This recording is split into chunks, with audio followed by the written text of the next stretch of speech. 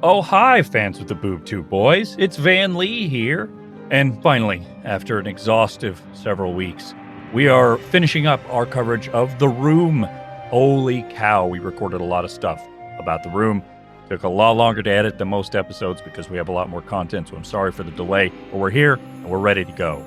But before that, we have a shout-out to do, which is that I reached out on Reddit recently trying to get some more voices that could help me out with skits and stuff we do, particularly for the Star Wars podcast. Go check that out. Podcast, A Star Wars Story. New episode soon.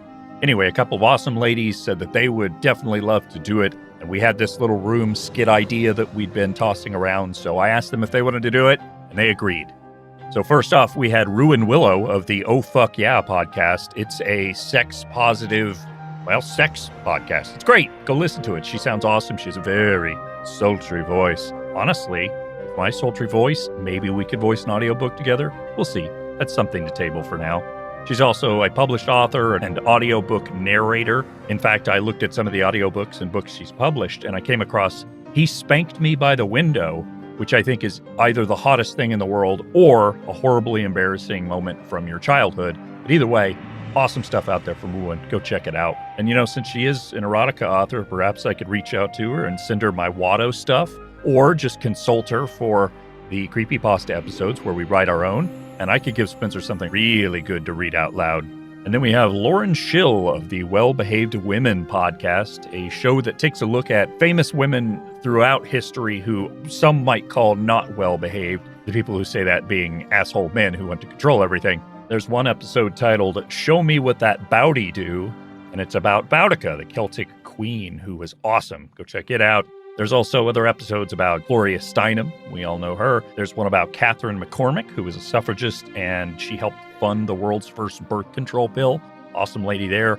And we also have one about Kutaloon. I believe I pronounced that correctly. She was a Mongol noblewoman who was related to Kublai Khan and apparently a prominent wrestler. Great stories on there. Again, that's Lauren Schill of the Well-Behaved Women podcast and Ruan Willow of the Oh Fuck Yeah podcast. These two ladies will show up in our ad bumpers, and you'll hear them in our skits where we act the scenes out from The Room. Thanks again to those awesome women who joined us, and I'm sure you'll hear them in the future. Now let's get into it. I didn't prepare anything to say at the start of this. I thought that when I heard the Room music, I'd get inspired, and it didn't happen. So I'm just going to unceremoniously say, this is Boob Tube Boys, motion picture men. Okay. So I would get there. And I am Spencer, and I'm going to host another Room episode with Brian and Van. I think that summarizes it pretty well, right? Good enough. Yeah. I'm Brian, and how I feel about The Room right now is that I love it. Understandable. We left off, and I think it was a little unfair, on a cliffhanger for the audience by telling them when we got back it was going to be the best scene in film history that we were going to be talking about. Real quick, before we get into that scene, if you replace Tommy Wiseau with Michael Shannon, is that character more or less creepy?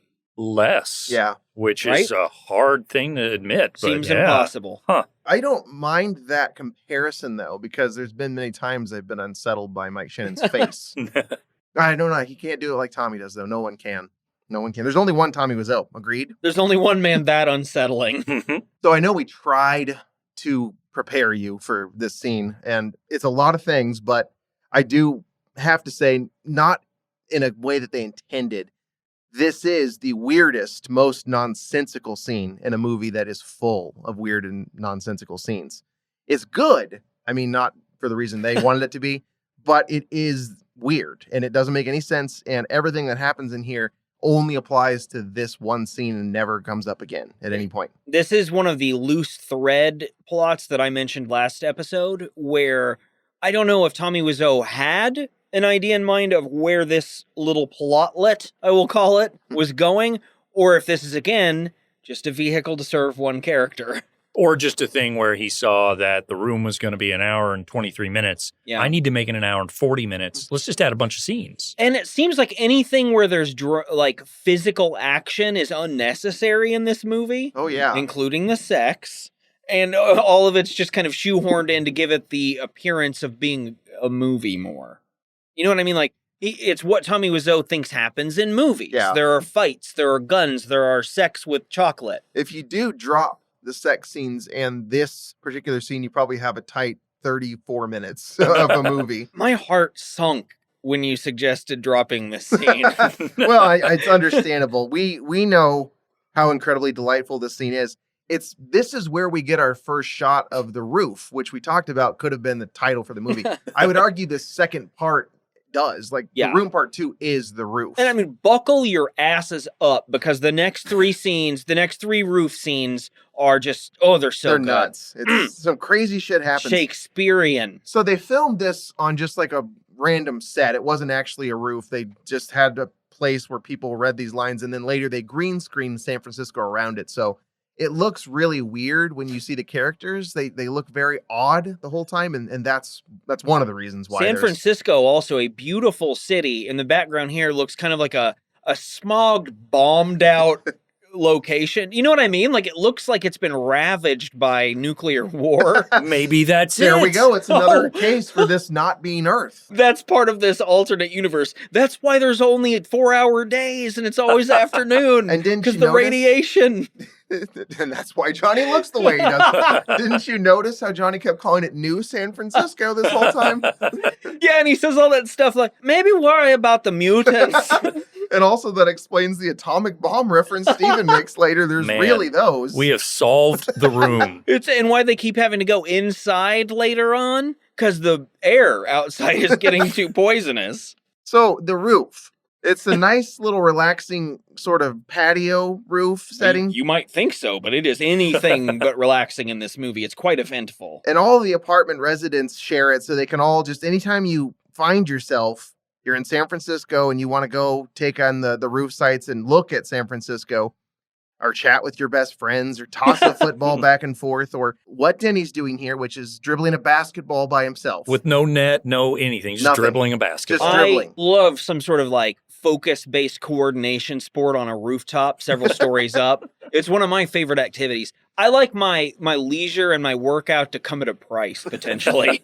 So it is now time for us to meet the character we've talked about a great deal, Chris R. As I said, Chris R is gangster, maybe vampire, and apparently, what we're about to learn, a heat-packing drug kingpin whom Denny owes money to somehow. Yeah. We don't really know why. I don't see what's confusing about this, but let's continue with the scene. I don't know that there's any reason to believe any of this is true, but it is. It all happened. And Chris R., who's very menacing, by the way, appears on screen and advances very threateningly toward Denny and his basketball dribbling. He's about 6'3", wearing all black. He's got track pants, no sleeves, because you got to let the monsters breathe, you know? And this is a sinewy, muscular man. He's got a goatee and a beanie. Nobody wears a beanie that's not going to try to get money from you, right? I say as a beanie wearer in the winter. No, but that's fair. And he has come to collect on this debt that Denny owes him.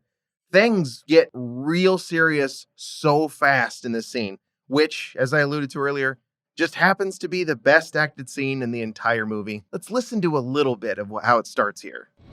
Where's my money? Okay, just give me 5 minutes. Just give me 5. 5 minutes? You want 5 fucking minutes, eh? You know what? I haven't got 5 fucking minutes! I'm gonna ask you again, Denny. Where's my money? I don't have anything. Where's my money, Denny? Where's my fucking money, Denny? Did you lose my fucking money? Dan Janjigian What? nailing it. What a performance. Not only is he more convincing, I mean, you can tell in the audio than the other actors in the movie, but physically he carries himself like he's serious. There aren't moments where he's looking off screen. He's 6'3", so he's a big guy. Yeah. He comes across as I intimidating. mean, he towers over Denny, who's just a tiny little guy. Poor Philip Haldeman. And old Dan here, he's not an actor by trade, but on set, he knew enough to try to keep himself angry. So he'd kind of stomp around and curse just to keep in the mood of Chris R. Chris-R. What a character and what a scene. We love that here at Motion Picture Men. Van and I have acted it out in the past. There's probably footage of it somewhere. I bet Mandy has it. So thankfully for Denny, because as you can hear listening to that, things are about to go very badly for Denny. But I don't think so. Just as Chris R is about to blow his head off the roof, Johnny and Mark just happen to be coming up there to do probably a best friend chat, I would imagine. How much money is Denny in for to have a gun to his head? $20. What kind of... No, I'll ask that question later. Okay. Yeah, I feel like it can't be very much because it's Denny, and Chris R probably is the kind of guy who would murder you over $20. Wait a second. Do you think this is what he needed the flour and butter for, to pay off Chris R? He's going to make him a great cake. A And be poisonous like, see? cake and kill him. Okay. I was going to show Denny's- my appreciation for you, Chris R. So Mark and Johnny, up for a best friend chat, just happen to stumble across this scene as they come up. We get a close-up of Johnny that's great. He's got the wide mouth. Oh my God, there's a man with a gun, and my son figure thing is about to get shot. So he and Mark, like the heroes they are, rush this monstrous man with a gun. And after a brief struggle, the two manage to drag him away. And off scene, I guess, to a very close by jail. That's the only thing I can think of as to where they deposit Chris R. Obviously, Johnny and Mark are shouldn't be going after a guy with a gun like this, just I would running just straight turn at him. around and pretend I didn't see that. This was a point of contention from the crew, who immediately said to Tommy Wiseau, like, you and Sestero here, you can't take that guy without a gun. You don't need to be charging him with a gun and winning handily, which they do. They take it right away from him. And then Mark points it right at Chris R. That's what I put in my notes, was this big muscular guy with a gun is immediately stopped by fucking sad-eyed Greg Sestero and the ghost of Tommy Wiseau. Just immediately take him down. No time at all. And I mean, Greg Sestero, when he physically takes the gun, it looks like a friendly exchange. Well, see, this is where your desire for them to have taken him up on his offer to be an undercover cop or whatever actually would work. Because then it'd be like, oh, he has training for that. He knows how to disarm a guy. That would possibly lend some credence to this scene. It's just so hard to understand how any of it takes place the way it does. But yes, again, this is a quick disarm process. They essentially run at him and immediately put him on his knees and take the gun away. And he is not a threat in the sense that he doesn't get to kill Denny, and we don't even see him anymore. He's not Or coming hear back. of him. No, or Nothing. And anything. he's the best character in the fucking movie. Good thing that Mark and Johnny ran up on the roof when they did that for poor exact little Denny. moment, or else they would have heard the gunshot and gone up there to see what happened. I tell you what, there actually might have been more casualties if the entrances to the roof had been in a different order. How do you explain that they leave with Chris R and come right back a few minutes later? Police is downstairs. Okay. Apartment. The police lobby is a complex. police station. Yeah, Yeah. exactly. Okay, that's fine. At the bank I once worked at, the FBI was on the second floor of it, and it was like a 2 or 3 floor building. So, I don't know, I guess it could work. If you're a police officer on that ground level and you see every day, you see Johnny coming home from work walking up there, that's a person of interest, right? Yeah, They have a whole file on him. Yeah. yeah, especially when he's wearing his sunglasses and you can't tell it's him. And you're like, oh man, that guy could be menacing. They're all interlocking arms like they're the fucking Rockettes. Like you've got Mark and Johnny on either side of Chris R, guiding him down the stairs all the way to the police. At no point, this big buff dude's not going to just destroy these guys. They've got him in a really good lock of some sort. The only thing I could say is that, again, he's 6'3", I'm 6'4". The other two guys are not that tall. They have to, like, stoop him down. It's real hard to get back up when you're crouched like that. Okay. Now, I'm just as in shape as Chris Right. R. You're is. definitely very vascular as Mhm. well. Yes. In any case, that's it for Chris R. He's done. He's gone, and mostly, not just yet, but mostly Denny's problem with him that occurred is also just done, Is swept there under the rug. Anything Johnny can't do. With Chris R. gone, I must remind everyone out there, the candle that burns the brightest burns the fastest. In the words of Neil Young, it is better to burn out than to fade away. And that's it for this scene and wacky stuff. It's all clear sailing from here on out. Yeah. In the midst of all of this drama that's taking place, and it is loud, so I get the commotion would draw some other people, we get a horrified Lisa and Claudette. So Lisa's at first like, oh my God, Denny, are you okay? And then it transitions very quickly to outrage at Denny. Possibly rabies. This is more due to the fact that Claudette doesn't understand why a man like that, a violent gangster of a man who might be a vampire, My is God. on the roof to fight with Denny. Claudette says, I'm jumping ahead a little bit. She says, how in the hell did you meet a man like that, Denny? But this is the general gist of it. They are more concerned about what Denny did to bring Chris R to them, to make this whole thing even possible. There's So- a lot of screaming and crying. Claudette is very involved in this Denny altercation and questioning Denny here. Everyone's crying and screaming. And we know that she just met Denny like an hour ago. Let's try to come up with the kayfabe reason for why in the plot of this movie. Is it because she's worried for Lisa's safety? Because Denny's involved with dangerous people and Denny has a key to their home? I think it's more that she understands she needs some more ways of getting money. And so she's interested in the drugs aspect. She wants to buy drugs now from Chris R, but can't let that show. So she has to be over the top, obnoxious about the whole scenario. And she is. She's so loud. A little bit of the and mean. doth complain too much situation. Correct. Okay, I see. So it's like a long con. She's like, I'm going to fool him. I'm angry, but I'm really trying to figure out how he did this. It was like how Ed Kemper, who was a serial killer in the 90s, I think, in California, he couldn't be a cop, but he wanted to be a cop. So after he'd kill all these people, he would go to the bar where the cops were and talk to them about it. Yeah. And Ed Kemper, by the way, is a real Brad Garrett-sized man. Yeah, he's like 6'10" or something. So you would think he wouldn't necessarily want to be doing that because, I mean, you can't think he's someone else. Kind of like Tommy Wiseau. And yes, all cops are Brad. That is the mantra of this podcast. Lisa's primary concern here, after being real tearful and emotional, is to figure out, number one, what drugs is Denny doing? Okay. This actually might back Van's theory up because it might not be something Claudette wants. So what maybe kind of drugs would Claudette be wanting? Mother and daughter kind of combine. I don't know what she's into. Yeah. Well, and it could also be a painkiller because of her cancer. It could be completely innocent. Yeah. And I mean, she's selling those Percocets on the side, making a little money. We're only in our late 30s, and I mean, there's a lot of pain involved already. I'd imagine once you're in your 60s, or once you're Tommy's age or lack thereof, that you really hurt. And you're being disingenuous, Spencer. Yes, she wants to know what type of drugs they were. But for a long time before that, she says, what kind of money, Denny? Now, euros, lira, Tanzanian shillings? It's dollars. What a stupid question. Although if you're Tommy Wiseau writing this, though, maybe not. True. He's lived in a lot of countries, maybe. Whatever the Polish coin is that they have. And he also lived in France.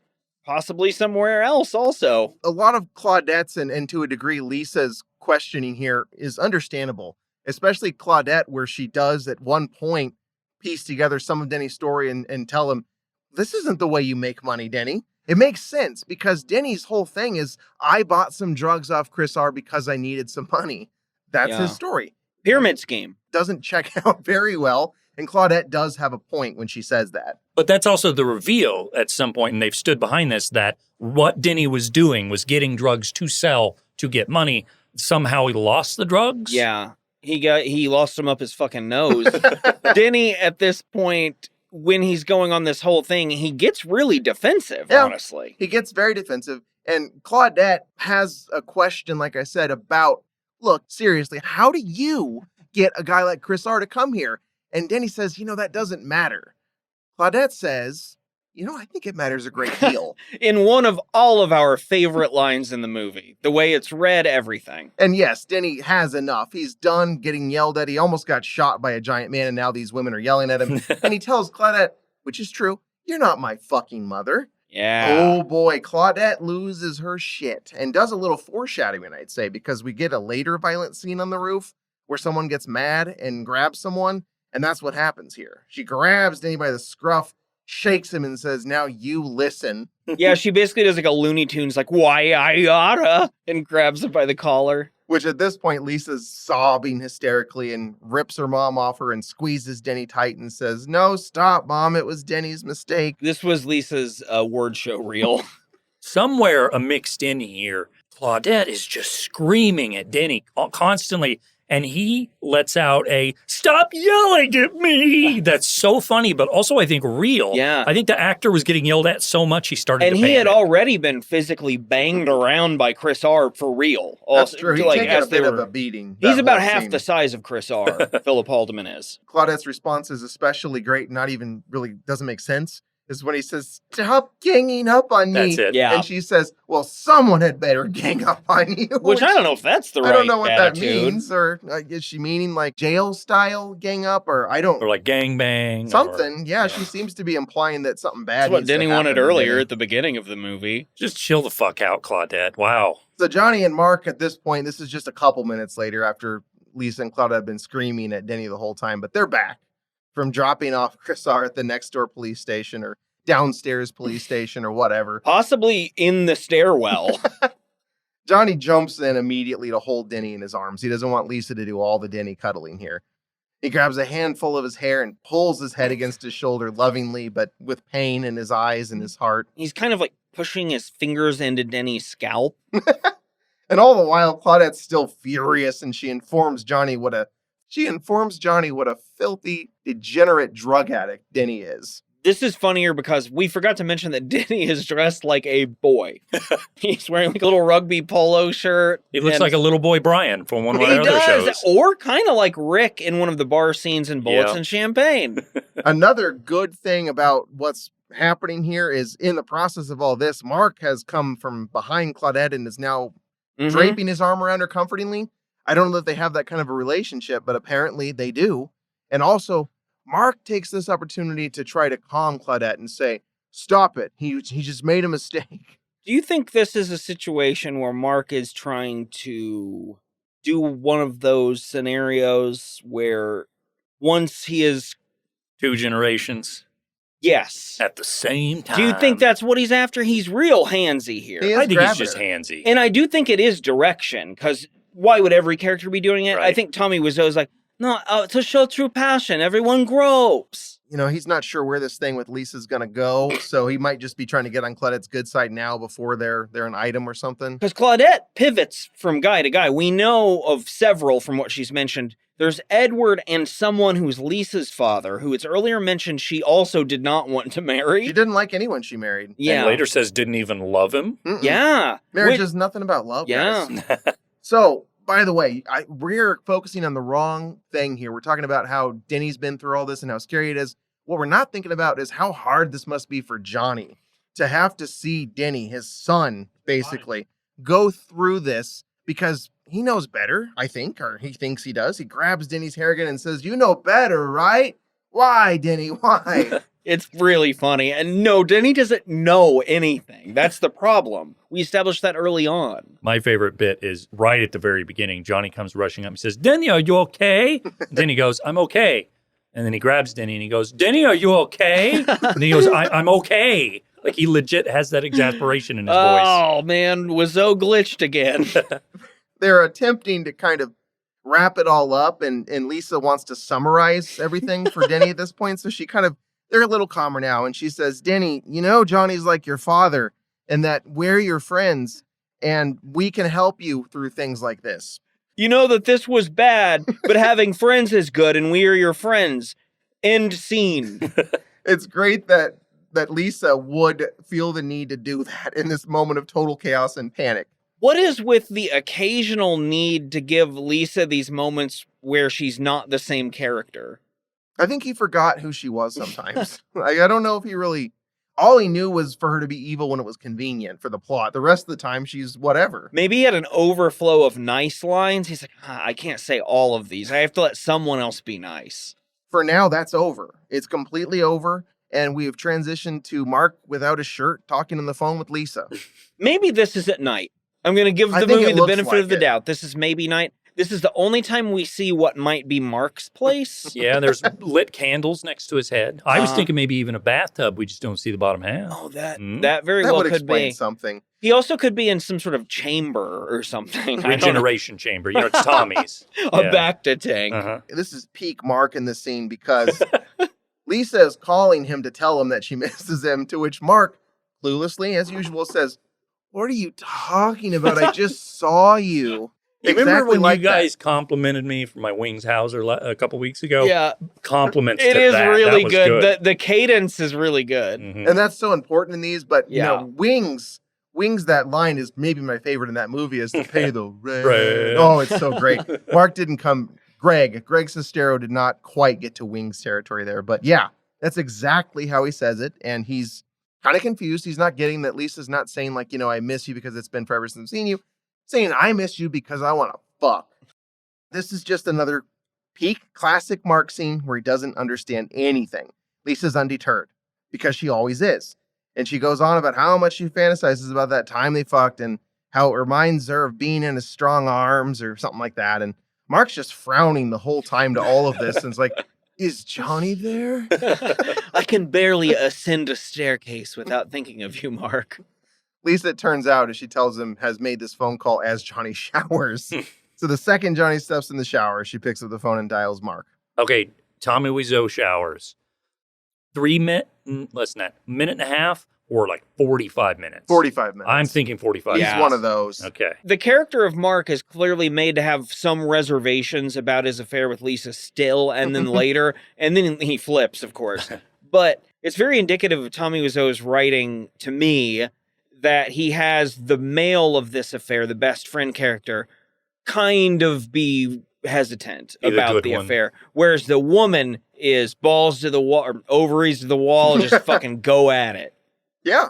Lisa is determined to be evil over this entire process, whereas Mark seems more confused that they're even having an affair half the time, and then the other time is reluctant and feels bad. But it's not even convincing, because when they're in physical company with one another, Mark and Lisa, they just immediately have sex, and he Every does time. not really try to stop it. Mark really, though, does not get this and seems kind of upset about this phone call from Lisa and stays that way the whole time.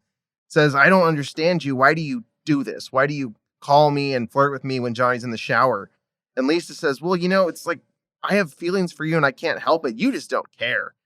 Mark says, no, I do care. Do care. But things are over between us. We agreed and we talked about this. Lisa says, yeah, but, you know, it's not that easy. I can't just turn off those feelings. You just don't care. Mark says, no, I do care. They just repeat that seriously over and over again.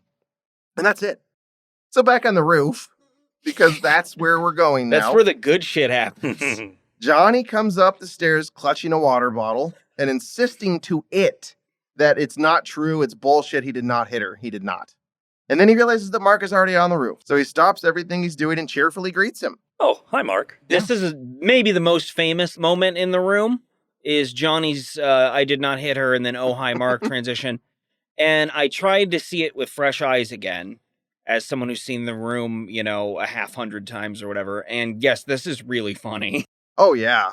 Well, you've read The Disaster Artist more recently. Wasn't this one of the first scenes that they filmed? Yes, it was one of the first filmed, and it took hours. Because he couldn't get his line. He couldn't get his line out. They had to give him the water bottle so he had a prop and he could speak, right? Yeah, the water bottle was so he could like time it out and throw it. And of course, the way to always appeal to Tommy on set, I guess, was more emotion. Just tell him that. And that would always help guide him along. But yeah, he could not get it to the point where, and this is in the movie, The Disaster Artist, it's depicted as well, where the cast and crew would recite the lines all kind of in unison, because everyone on set had memorized the lines except for him. That's funny. And this is a really important line, too, where it's about him hitting or not hitting Lisa. And I guess it just didn't stick with Tommy Wiseau. And it's the whole also time. about him greeting his friend. This oh hi Mark and the water bottle scene is very famous, and it's extremely memorable in this particular moment where you kind of get the trademark, the oh hi greeting. A lot of things happen here. All uphill from here, friends. What do you think Mark's doing up on the roof by himself? He's just sitting around thinking. I was hoping I'd get you to say that. He's got like the real loungy, it's real thinking on the roof clothes he's wearing. He's got like the sleeveless red shirt. It's like bright red.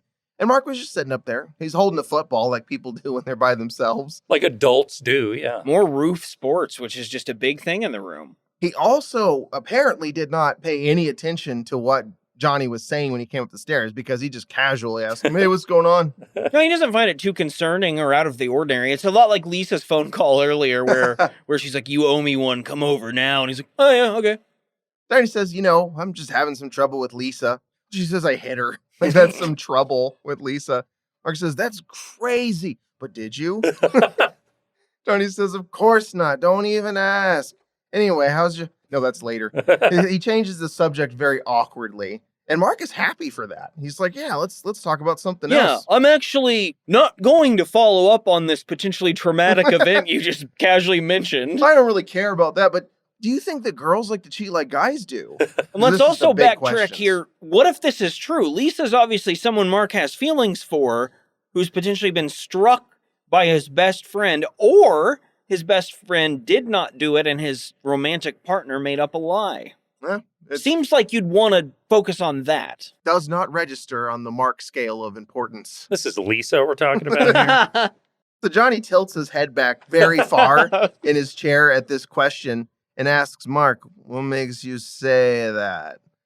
And anyway, he doesn't have to worry about that because his wonderful Lisa's loyal. Mark says, yeah, man, I don't know. People are very strange these days.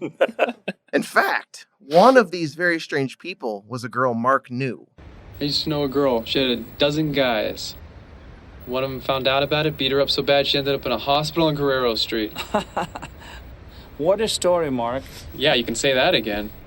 When we have the close-up on the audio there, the close mic, I didn't realize you said word a story. Word a story, Mark. This is obviously a great behind-the-scenes moment where Tommy Wiseau laughed in every take, and everyone was instructing him, why would anyone laugh at this? This is not funny. This is terribly sad and tragic. This is not what humans do, buddy. They got one take of Wiseau not laughing, and everyone agreed it was more terrifying than the laughter. So they went back to the, ha-ha, what a story. I do love that this is what they're passing off as how that interaction would go. He shares that story. Johnny laughs at it and says, what a story. And Mark says, you can say that again. Let's talk about the most fucked up stuff we've heard. So Johnny takes this time to tell Mark how happy he is to have him as his best friend and to love Lisa so much. Natural conversation stuff. It doesn't even relate to what he just said. And also, you wouldn't say that. So I have some problems with that. I'm breathing. I have an arm. I love the people I love. Mark acknowledges this is very fortunate. And Johnny suggests, well, maybe Mark should get in on that and he should have a girl. Just have one, Mark. Mark gets a little mysterious here about having a girl and says, I don't know, maybe I have one. And Johnny says, you mean Betty? That's her name? And Mark says, no, he's not talking about Betty.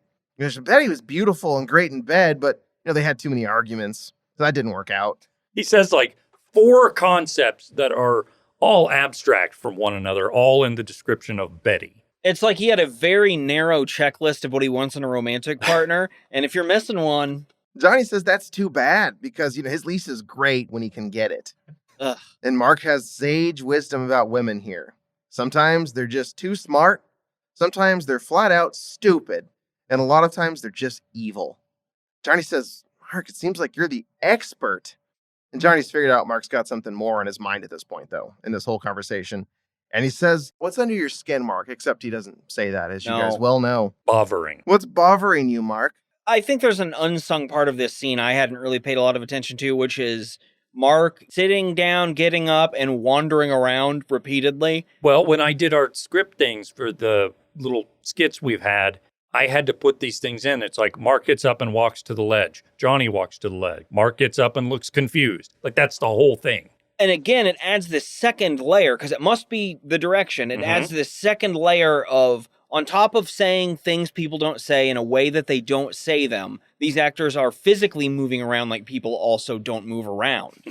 I guess upping the tension is what they're intending for here, because Mark's getting increasingly in his dumb way mysterious, and Johnny's getting increasingly curious about this. So at this point in the conversation, we get Johnny ramping up the questioning level to an 11. He just rips that football out of Mark's hand and grabs his shoulder and says, do you have some secret? Tell me some secret. And Mark is not going to get into that. He angrily brushes it off, just gives Johnny the football angrily and storms out of the scene. He's very uncomfortable by this conversation. He's immediately replaced by Denny, though, who comes up to the roof right after Mark leaves and says, the fuck's Mark's problem? Johnny says, he's cranky today. And then Denny says, hey, what movie are we going to see? And Johnny says, I cannot think of one. And hides that with, don't plan, Denny. You make plans, they're just going to end up going wrong anyway. And this is cryptic and mysterious, and Johnny looks off in the distance when he says it in a way that, like, what was going to happen at this movie? Don't plan what movie you're going to see. Yeah. When people give you advice saying, like, don't look too far in the future, that doesn't apply to, I'm going to see a movie tomorrow night. Yeah, I should look it up. You need to know the showtime to go to and everything. It seems to me like this is starting off Johnny's little run of I'm a wise father figure advice. Although nothing that happens in this next segment of the rooftop scene is normal father-son stuff. Thankfully, Denny doesn't care and isn't bothered by this and says, well, let's just toss the ball around. And they do. They play catch with the football in a totally normal way that people play catch with a football on a roof. Yeah, 4 feet away on a roof. Underhanded. This is another element of the room that could never be as wild as it is the first time you see it. All of the underhand, close-range football toss, which is meant to symbolize men being men. So we took a crack at reading some of these lines earlier, and they're still fresh in my mind, and it was very enjoyable because this back and forth that's about to happen is really funny, and listening to Brian and Van try to do it seriously was very difficult earlier. It's tough. It's during this bonding moment, though, their back and forth football thing, that Denny opens up with a line, I've got to tell you something. Johnny realizes it's serious, and he says, shoot, Denny. Cool, wait, I want to do that one too. Shoot, Denny. It's got like an umlaut on it the way he says it. I can't quite, do you know what I mean? Yep. Then he decides now is the time he needs to get into what is going on about in his brain with Lisa, which is that she's beautiful. She looks great in her red dress. He thinks he's in love with her. Why is the red dress part in there? Because Johnny bought it for her. Oh. And he really has a hard-on for Johnny. Somehow this is a compliment to Johnny. Sometimes when they're alone together, he wants to kiss her and tell her he loves her. He's just confused about his feelings for her. And he does say, by the way, he gets Lisa doesn't feel this way about him. Why? Well, because she's mean to him. Oh. Well, yeah, that does seem to cover it. But he just can't quite get the idea out of his head that he wants something more between him. And it's really kind of been bothering him, like you can tell.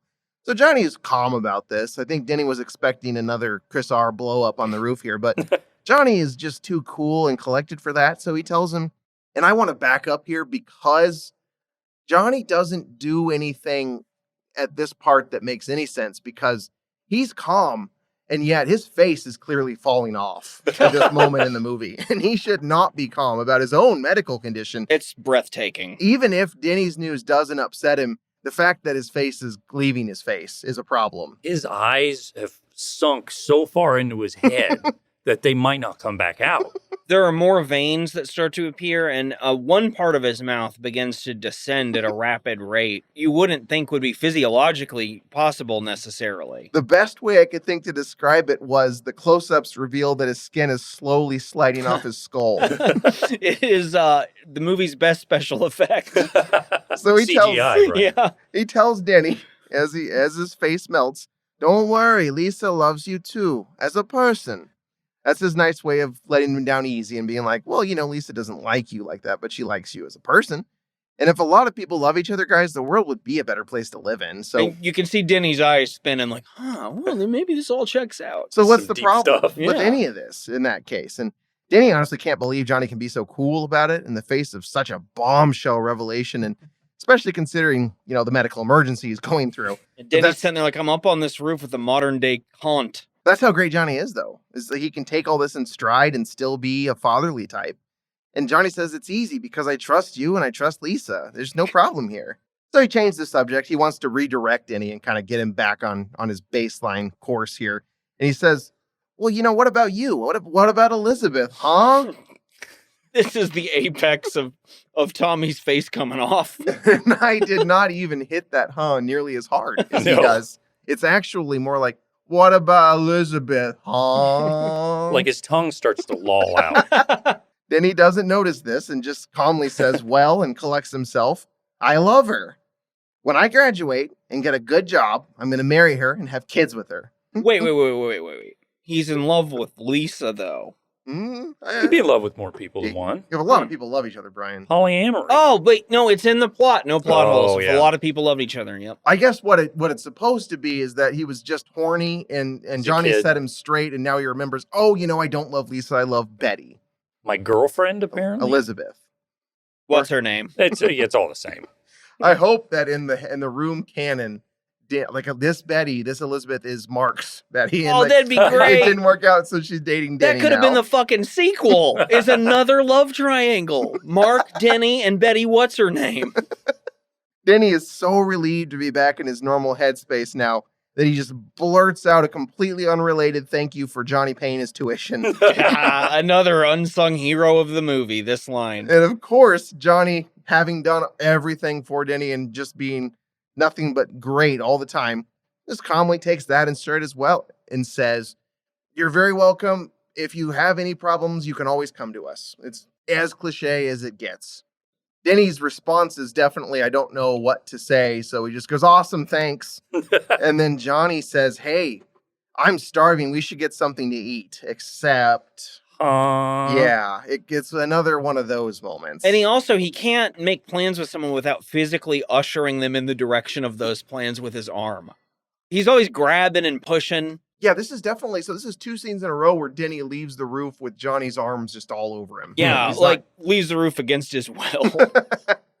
So now the next scene is the big kind of turning point where we learn that Lisa's on the path that's irredeemable and is not going to get off of it. Because Michelle, who is now the voice of reason, makes her second appearance and kind of wants her to get into details about a little bit of this.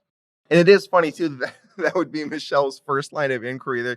These best friend girls are drunk together, and she's like, how's Johnny? Let's talk about Johnny. Oh, Johnny, your hot fiance. Oh, I love my afternoon wine. I wish Mike looked half as good as Johnny. What's Johnny's favorite chocolate? Lisa takes no time in piquing Michelle's curiosity by going straight into how awful Johnny is and how he hit her recently. This is a time I have to say that much like her on-screen fiance, Lisa's having her own medical emergency in this scene. And we don't necessarily notice it. Like, I don't think I saw the first time I watched this movie, but once you see it's happening, you can't not see it when you watch it. And it's so distracting. I don't know how to describe it. Her neck is bulging with every word she says. It's like a vein got misplaced or something. Lisa, Juliette Danielle, is also sitting at a weird angle. Yeah, it's something to do with how they were filming it. Awkwardly in that. So it's something with the angle of the camera, but when she talks something, it looks like a bone is popping straight out sideways in her neck. It like pulsates and throbs. It's distracting. It's its own character. And better than most of the other characters. Yeah, because there's always that lingering suspicion. Is that thing going to xenomorph out of there?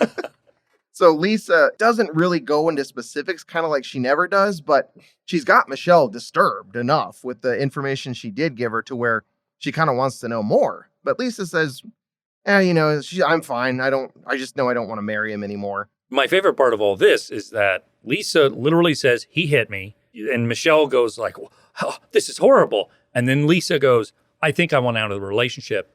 And Michelle goes, what? How could you? It's even more shocking than the news that he hit her. Mm-hmm. Which is totally how Claudette handled the abuse news as well. Like, all of it is more like, well, no matter what, who would leave a catch like Johnny? Lisa, by the way, though, this is only the beginning for her because she's going to go ahead and tell her more. She's sleeping with someone else, Johnny's best friend, who lives in the building. This narrows it down quite a bit, but she has not given a name, and somehow Michelle doesn't know for 100% who she's talking about. It's literally like she went, well, I'll change his name so you won't know who it is, but his name is Clark. Hey, I was on the same page as you guys until just now. It could have been Denny. Michelle, at this point, seems like she's kind of torn between finding all of it a little entertaining and silly and also being just horrified at how scandalous it is. Like, she doesn't look like she knows which way she wants to go with that. So by Van's theory earlier, then, perhaps Michelle knows her best friend Lisa, just like Claudette knows her daughter Lisa, and doesn't know how much of this is true. Yeah, knows she's a bullshitter. Yeah. So is skeptical, certainly. She does end up coming to the same conclusion Claudette did. Ultimately, she just needs to tell Johnny about all of this. She needs to come clean. Lisa refuses once again. She doesn't have any more feelings for Johnny, so she just doesn't really care to do any of that. Michelle presses her a little, insists something horrible is going to come of this, and Lisa says, no, but can you at least keep this a secret for me? This will be our little secret together. And it's at this exact moment, when they're saying the word secret loudly, that Johnny bursts in and greets Michelle. He's cheerful at this point, but he does ask, what secret? Secret is Johnny's bat signal. If he hears the word secret, he is so interested. And when he pops in through the door, he says, oh, hi, Michelle. I hurt you. Meaning I heard you, but it sounds like I hurt you. Like a threat. Which, by the way, does for Michelle, she's like, oh my God, he did hit her. He's threatening to do that to me too now. It's worth noting that before he goes inside, we get the exterior shot of Tommy Wiseau picking up someone's real newspaper and looking at it. Yeah, because this isn't a set. This is a place they just parked the camera in front of. They weren't allowed to film. Yeah, and so he steals someone's newspaper. Lisa is no longer acting that she's in love with Johnny, not even to him. And she immediately coldly shuts him down and says, it's between us women. And Michelle gives Lisa a vague reminder as she leaves, because she's getting the fuck out of there. I would too. She's like, Lisa, remember what I told you 5 seconds ago? Like it was some kind of major callback to a long time ago. She leaves, and Johnny once again zeroes in on this to Lisa and says, what exactly is she talking about here? What's going on? Lisa says, it's girl talk. I just told you that. And Johnny's like, okay, you're being weird. And quite frankly, I think it's time that we talked about how you're telling everyone I hate you, because they've not talked about this yet. And this is really her main change in demeanor, because prior to this, she'd been pretty nice to Johnny. But now, from here on out, she is mean to him. Gloves are off. The switch has flipped, and he is going to, of course, be the martyr, the saint who doesn't understand. He doesn't know what's going on. Play the victim. He keeps his head, even as Lisa's being awful. Now here, though, he is trying to win awards as an actor. Well, it's a Tommy master Wiseau. class. Like, what's about to happen is a master class is all I'm going to say. At this point, he's staying calm. He informs her, you're my future wife. Honestly, this isn't something you should be doing. You should trust me, and we shouldn't have this secret from each other. But Lisa's in her full sass mode. And she says, are you so sure that I'm your future wife? Maybe I'll change my mind. After all, that's what women do. Women change their minds all the time. Men don't. Men always keep their minds Yeah. the same. Johnny does this trademark laugh here. You must be kidding, aren't you? And Lisa says, I don't want to talk about it. I'm just going to go upstairs, wash up, and go to bed at 6 p.m. Again, always the afternoon. Johnny's had enough. The dam breaks at this point, and he rises from his seat angrily and says, how dare you? How dare you? How dare you talk to me like that?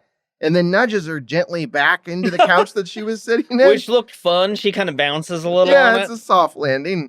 Lisa's But- angry. Well, hang on. Like, the whole thing is that she said he hit her when he didn't, and now he's pushing her? He's obviously, forceful's not the word for, Yeah, for I mean, a sleepy Dracula falling into someone. But If there's a soft surface underneath, maybe it's okay to push. Ugh. I think this backs up the theory that you had, Van, that maybe there's some, Like deleted scene or whatever. Yeah, where Johnny did do something, because this is the one time in the movie probably where Johnny does something that I think is objectively you could start questioning him. Mhm. Which typically doesn't happen at all Yeah. in the movie. He tries to keep his nose clean. I'm assuming that he did not feel that way about this scene. Right. He must I not agree have. with He's that. thinking like, Yeah. I'm totally within my bounds to shove her into the couch because she's being so awful right now. Well, he's about to unleash a string of things that I think he thinks are acceptable. Oh, yeah. That are not. And Lisa is horrified the whole time, and she's right to be. Like, a lot of the movie's emotions are fucking nuts. This scene, Lisa being terrified of him, he's not really being threatening, but she's right to be terrified because this is just not a person's reactions here. Well, to be fair, that's not a person. Johnny's transitioning to pleading now that he's gotten the anger out of his system, and it's kind of crying, more like whimper whining, because like Tommy Wiseau cannot cry. He's acting wise, or maybe at all. Maybe medically. Yeah, I don't know, but he certainly isn't capable of doing a real emotional scene. So he's mostly just kind of grunting in a whiny voice here and says, Lisa, look, you're part of my life. You're my family. I can't go on without you. And Lisa says, you're scaring me right now. And during this scene's crescendo, which Brian said, extremely emotional, I said, I think it's a bit of a masterclass. You decide. You are lying. I never hit you. You are tearing me apart, Lisa. Why are you so hysterical? Do you understand life? Do you? Tough question there. And he does, by the way. That's the second push on the couch now. He's got Lisa back on the couch a second time there It's at like that a point. pogo stick going up and down on that couch. This is the second famous moment in the movie, I'd say, right? The tearing you apart, yeah. Which I guess he was misreading the line, you're taking me apart. And Right. the producers loved that and Yeah. laughed at him behind his back the whole time. And he was not even aware he was saying the line incorrectly. Do you understand life? Do you? If someone yelled that to me in the heat of the moment, I would have went, That's I'm kind of not sure. kind of what she does. Like, what does that mean? I think, having seen the movie a lot, that's the funniest part of this scene to me. Yeah. The do you understand life, do you? Lisa, I think, is completely where, based on what you guys are saying, and I agree with it, she's completely where she should be emotionally then, based on this, because she's not saying anything anymore. She has not answered him in quite some time in all this, and she just kind of gives up and goes to bed. And on the way to finish the scene, they just trade don't worry about it back and forth as she goes to bed. And the scene ends with Johnny confused and hurt on the couch and Lisa something. After that outburst, Ugh. she's probably like, yeah, there's no way I'm marrying that guy. Do you think at work the next day that Johnny's like, man, I had a late afternoon? You know how it is when you're arguing with your GF. All up so late until 8 p.m. Up till all hours of the afternoon. My mouth is dry because I've been talking for 100 hours, so let's take a break and regroup.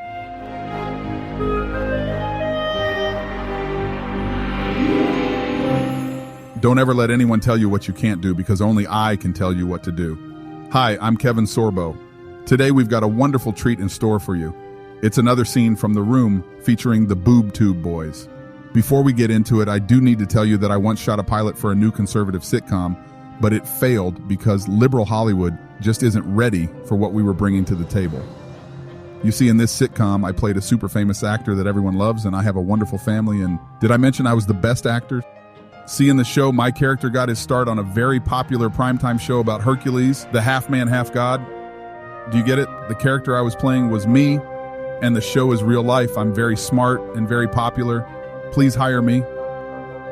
Anyway, this scene from The Room doesn't just feature the dumb Tube Boys. It features a very special cameo from Lauren Schill of the Well-Behaved Women podcast. Hey, that's how I like my women. Me, Kevin Sorbo, I want my women subservient to men because I'm an asshole. Lauren will be playing the character of Susan here, and she does a fantastic job. The guys don't do very well at all, but whatever. It's not like I, Kevin Sorbo, am jealous of them, but I also am a little dandy boy who loves to get a big boy tickle every now and then. Brian plays Johnny, Spencer plays Mark, and Van is our narrator. Sorbo. Johnny and Mark sit down at the coffee shop. I'm so tired of girls' games. What happened now, Mark? Relationships never work, man. I don't know why I waste my time. What makes you say that?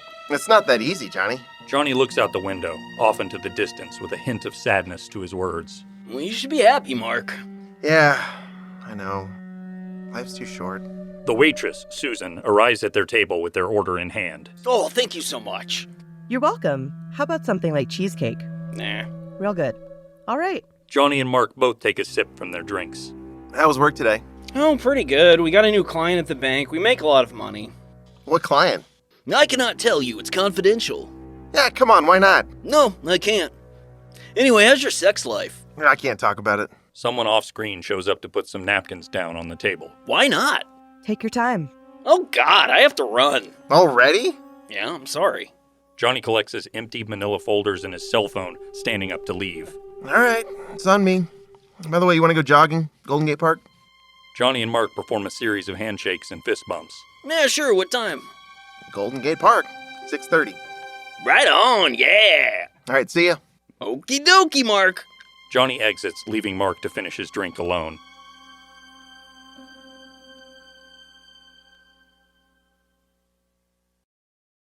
We're going to cover an especially meaningless scene right now. So first, I should say we got to get another shot of the Golden Gate Bridge. I forgot that they had to put that in there as a segue, because you can't just go to the next scene. You need to show the city you're in again and Are you reestablish. telling me this takes place in San Francisco? I believe it does. I had forgotten what it looked like. I wasn't sure, but yeah, they keep reminding me, thankfully.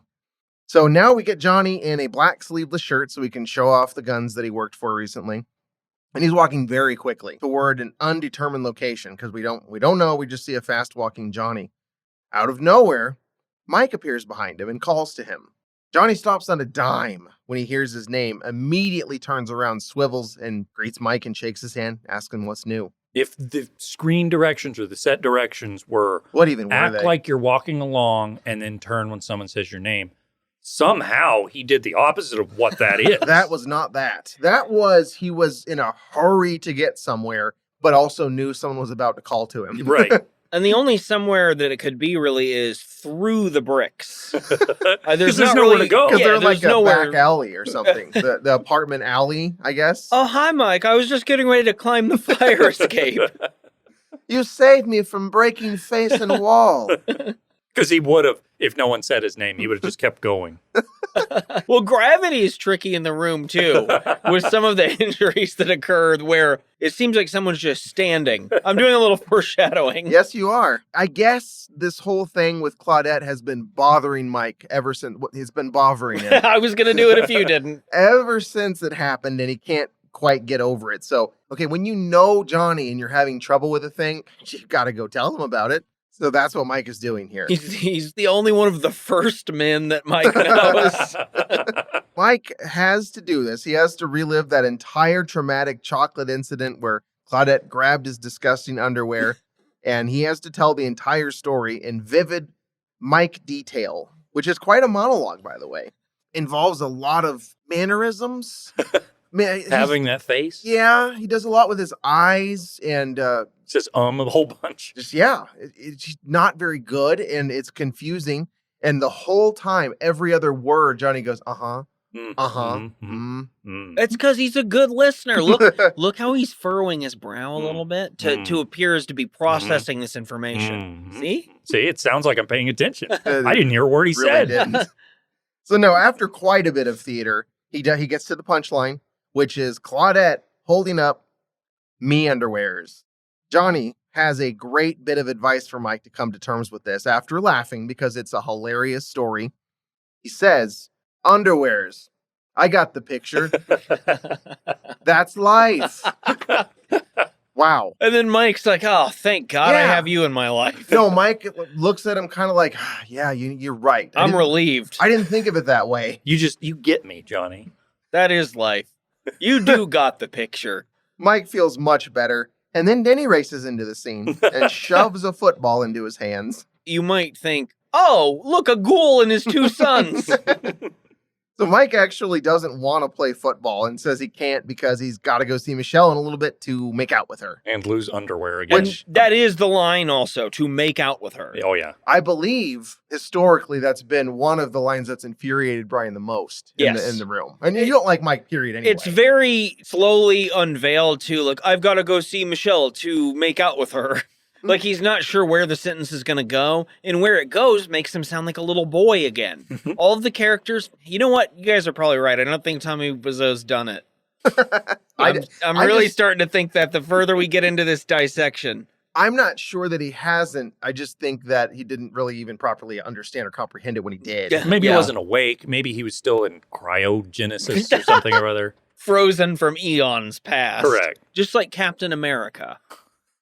So Mike, just like Captain America, Brian. By the way, Mike and not wanting to play football is a big fucking deal to Johnny and Denny, and they proceed to bully him into playing. I love playing alley football with all my friends. That's what this is for Tommy Wiseau as well. He loved this scene. He didn't get to do this kind of stuff because he never knew any people. So this was the idea of him having cool young friends.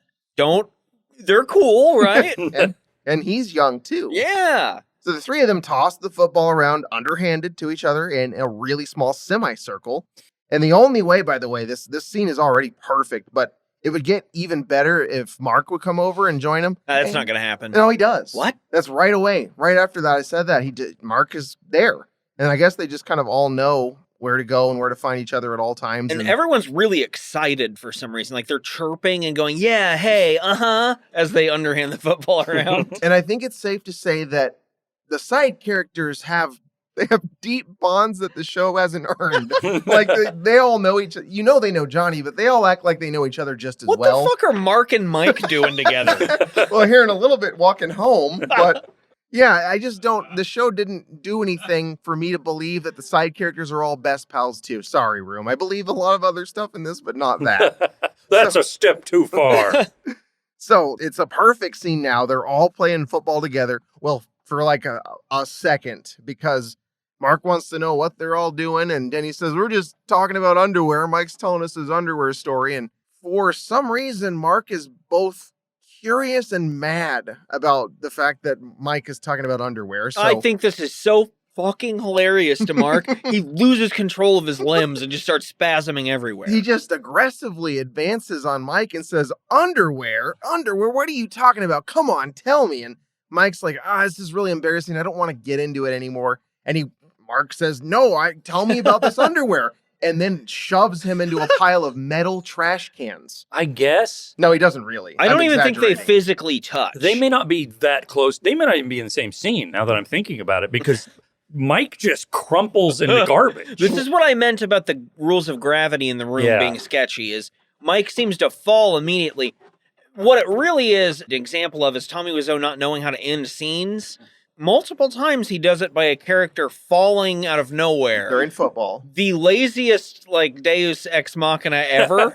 I'm not even sure how that is a scene concluder the next time it happens. It doesn't even, there's no transition there. No. And this one, at that point, Johnny says, hey, you knocked Mike over. He has a concussion now. He's dead. You should go ahead and take him home since you broke it, you fix it, essentially. Yeah, you carry his ass home. Yeah, it's like Mark's going to, carry him on his shoulders to get back home? Mike is in a stupor, though, after that track collision. He looks like he's not quite able to focus anymore. Yeah, the same sort of face he has when he's getting a fucking Reese's blowgie.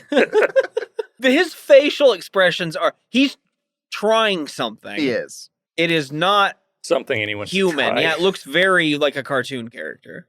This is also the first appearance of sleeveless Johnny that we get in the movie, where he's also wearing fingerless gloves. Yeah, those are his sports gloves too. Yeah, and baggy pants. You said these are his clothes. He wanted to dress like he dresses. Well, yeah. He's definitely showing off his arms in the scene. He had to wear that shirt. But that's the thing. He's got a sleeveless shirt that's huge and billowy that makes him look tiny even though he has muscles. It's bizarre. It is a really strange look because it's halfway between casual and biker or something. Yeah. And he's neither one of those things because he also really likes to wear suits. I don't think he has the coordination for a motorcycle. So the next scene, we're back to the Lisa and Claudette dynamic, which good because I missed that already. Where's this at? Where's this taking place at? Actually, hold on. I don't know. You take a stab in the wind. The Red Room. Yep. We haven't been there in a while. No. It seems like we have left the Red Room behind and the movie is going to new places and trying new things. We're back to the usual mother-daughter duo they've been at it again, I assume, out shopping at all their stores they go to. Like ladies do. Now they're back to talk positively about their friends. Because Claudette looks exhausted once again. And I know that typically that's from shopping too much and having breast cancer. And she's also just kind of in a bad mood today. It's not just that she's tired, but she's also just upset in general. Because her friend, Shirley Hamilton, wants to get a new house. And she asked Johnny to help with the down payment, and he said, no, it's an awkward situation. The crux of this is that Claudette, who is the fiancé mother-in-law, is mad that Johnny didn't give Claudette's friend, Shirley Hamilton, payment for a down payment on a house. Didn't buy her a house. Didn't give her money. Is this supposed to be that Shirley Hamilton was denied a loan? That is the only thing that makes sense, but it is not said like that. Because it's bonkers to think that the amount of money that a down payment on a house would be something that your future son-in-law would just casually give to your buddy. He wouldn't give me $45,000 to buy a house. Everybody knows Shirley Hamilton's good for it. If it is the fact that it was at work and it was a loan thing, that's terribly written because she specifically says to help on a down payment. Yeah. And he refused.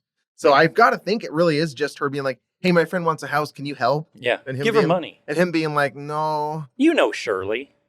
And you know what? It makes even more sense, too, in terms of the movie's characterization of Claudette, that she would be angry that someone didn't do something no one would do. Well, he's a hateful man, just like that Edward. She tells Lisa at this point, which triggers Lisa, that she expected her husband to be a little more helpful in this situation. I expected your husband to give up all of your money to my friend. That is not the right word to use over Johnny right now with Lisa. Because not only are they not yet married, but Lisa's already fully on the road of, I'm not going to marry Johnny. Sort of. Because then she kind of is anyway, and she's going to do her thing while she's married to him. But in any case, Lisa takes this moment to remind her mom she and Johnny aren't married, and in fact, she doesn't even like him anymore. She confesses she had sex with someone else. All in the same breath, too. That confession all just kind of spilled out of her. Claudette's incredulous. By the way, in the middle of this, the camera cuts to Johnny, who is eavesdropping at the top of the stairs the whole time. Peering. How would you not know he was home? You could feel his aura, if nothing else. The cold that sweeps through as he enters a room. He's hearing every word of this big confession silently at the top of the stairs. Lisa refuses to get into any more of the details of the scandal, but Claudette knows enough to know that this is a good time to leave. Yeah, we just got here. Let's leave. Yeah. I do like that Claudette is pissed she can't get more gossip, though, a little bit. She's like, come on, give me the info. here's where we get that great warning too from Claudette that no one understands, which is, if you think I look tired today, just wait till you see me tomorrow.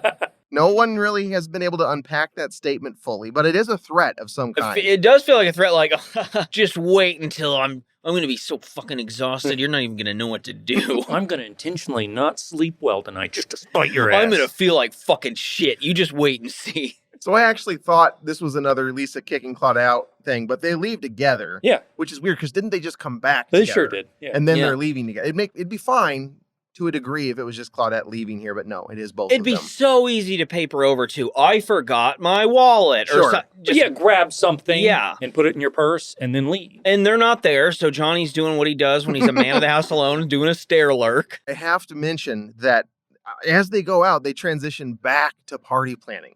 Lisa just kind of casually throws in, so are you coming to the party or not? And Claudette at this point is just like, sure, whatever. I'll come to your weird party with your weird situation here. I don't want to marry Johnny. I had sex with someone else. Will you come to the birthday party I'm throwing for him? I've got to make sure it's perfect. So Johnny, now that he's alone, out loud expresses disbelief that they could say that awful shit about him. And he'll show them. Here's the thing, though. He doesn't show them.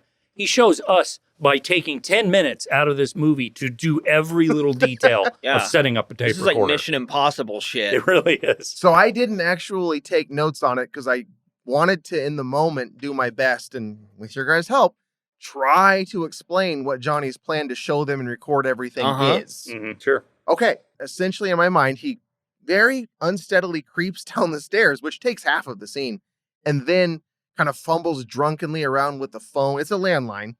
Hooks it up to a tape recorder, hides the tape recorder, voila. Spy mission complete. Sure. Pretty much. The very best part to me, though, is that after witnessing this betrayal, finding out this secret, he's got the tape recorder and stuff in the drawer under the phone. That's pretty weird. Mm-hmm. But weirder is that out of his pocket comes that that Maxell cassette tape. This is a man who walks around with cassette tapes in 2003 in his shirt pocket. You never know when you need to record everything, though. True. And by the way, this is a real Tommy Wiseau thing, is he recorded all of his phone conversations and kept all of the tapes, which is super That creepy. is so weird. You think he listens back to them? Probably. Probably, yeah. That's so weird. I don't even like listening to myself on this podcast. No. Huh. Another question, though, about all this is Johnny's already got the information really that matters here. And clearly also did work at Radio Shack at one point. Why is that his solution to this? Is, well, I'm going to record her I don't on the know. phone. This isn't a cop thing. This isn't a legal issue where you need the burden of proof to convince You a can jury. just talk Leave to- her or talk to her. Yeah, you can just talk to her because you heard her say it. You don't need recording. And this isn't a thing where you heard it secondhand. Your fiance said it to her mom about 4 feet from where you hovered and breathed. And I think realistically, we're just saying, like you said, Brian, he liked to record his phone calls. He just wanted to get his tape thing in there because he thought It's impressive. That's pretty cool, right? Well, That's and what I people do. were telling him the way you're doing it is not going to work. We can't actually film the right way. So this was a compromise, and everyone was like, no one's going to even know what you're doing. And he, again, was this, I've done this before. And it's like, well, he has. And then the scene ends, by the way, with him going all the way back upstairs. Or sort of. Yeah. Sort of, because I guess he's all hopped up on painkiller or whatever he was taking at that time and is clearly out of it and stumbles up the stairs. Like, it's just the most. It's like climbing a mountain. He walks like Mr. Burns. Yeah, he's kind of fingers shuttles out. a little bit. I think my favorite part of this scene now, all these years later, the whole thing's actually pretty great. It's unintentional physical comedy, really. Yeah. But one of the cool parts of it to me is this is a man whose life is broken. He just found out that his fiance, who he's going to be marrying in a couple weeks, who the love of his life, who's been with over 5 years, is cheating on him. And he goes downstairs, does his, I'll show them, I'll record everything, hooks up the tape recorder, and then he smiles very self-satisfyingly, like, this is all going pretty well for me. He's so excited to do his little plan. Yeah. Yeah, he's lost sight of what he's recording I'll here. find another love of my life. The main thing here is that I am a tech wizard. With tech from 20 years ago. Yeah. And I don't mean 20 years from now. I mean 20 years from then. 2003. Yeah. Guys, it's time to meet Peter. Great. Let's introduce a new character. 52 minutes. Why not? Yeah. So Peter is a Joe Buck lookalike and a professional therapist who just happens to be hanging out at Johnny's house because he's good friends with Johnny. And he's got a full suit on. Maybe he's working. I don't know. It's the middle of the day. Yeah. It's 3 p.m., guys. Always is. Who gives a shit? And Johnny, by the way, as we've mentioned several times when we're watching it, is busy pouring himself a glass of water out of the biggest bottle I've ever seen. He's giving it to other people too. It's like, you guys want to come over and drink water together? There's enough for like the whole San Francisco area in that thing. It's a giant water bottle. While he's pouring this, he remarks to Peter pretty casually, he just doesn't understand women. They never say what they mean and they always play games. I think we've already covered this, that he feels this way, but time to do it again. All the men in this movie feel this exact way. I think that's what this movie has said over and over again here. Just women reiterated play a few games. times. So he then goes into his recent discovery that just happened about Lisa's infidelity. And Peter seems shocked Lisa would do something so nefarious. And Johnny says, since you're a psychologist, maybe you have some advice here? Kind of prompts him for that. Peter says, this is complicated since you're kind of asking me to combine my personal and work life together on the spot. But he tries. He does his best anyway and suggests, if you want to, you should confront her. It's great therapist advice right there. Johnny says he can't. Why? He wants to give her a second chance because, Ryan, after all, you know what they say. Love is blind. Or, how does Tommy Wiseau say this? You know what they say, love is blind. It's actually not as bad as I remembered it, because I thought it was more like, love is blah. Well, the distortion in his face once again, and they do kind of a zoom in to him. This is another weird moment in the camera work the music's kind of eerie, where it's like, did I miss something? Is this a big reveal? Because he says it like this is a big deal. This is something I've come up with that no one else has come up with. Yeah, I'm not just reading it out of a common phrase book. That's also really not how to apply the love is blind concept at all there. I can overlook the person cheating on me. That's not really what it means.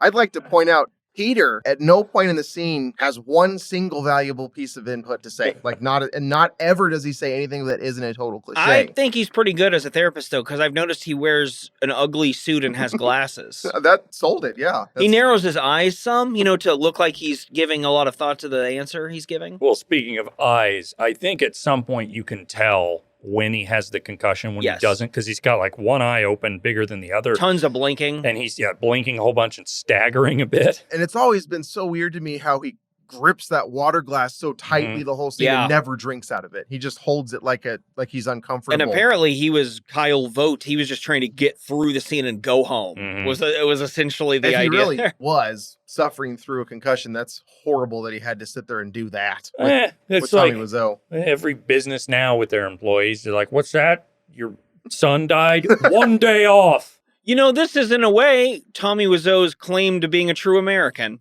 As an employer, Tommy is a horrible piece of garbage like other American employers. Okay, you sold me. Yeah, USA.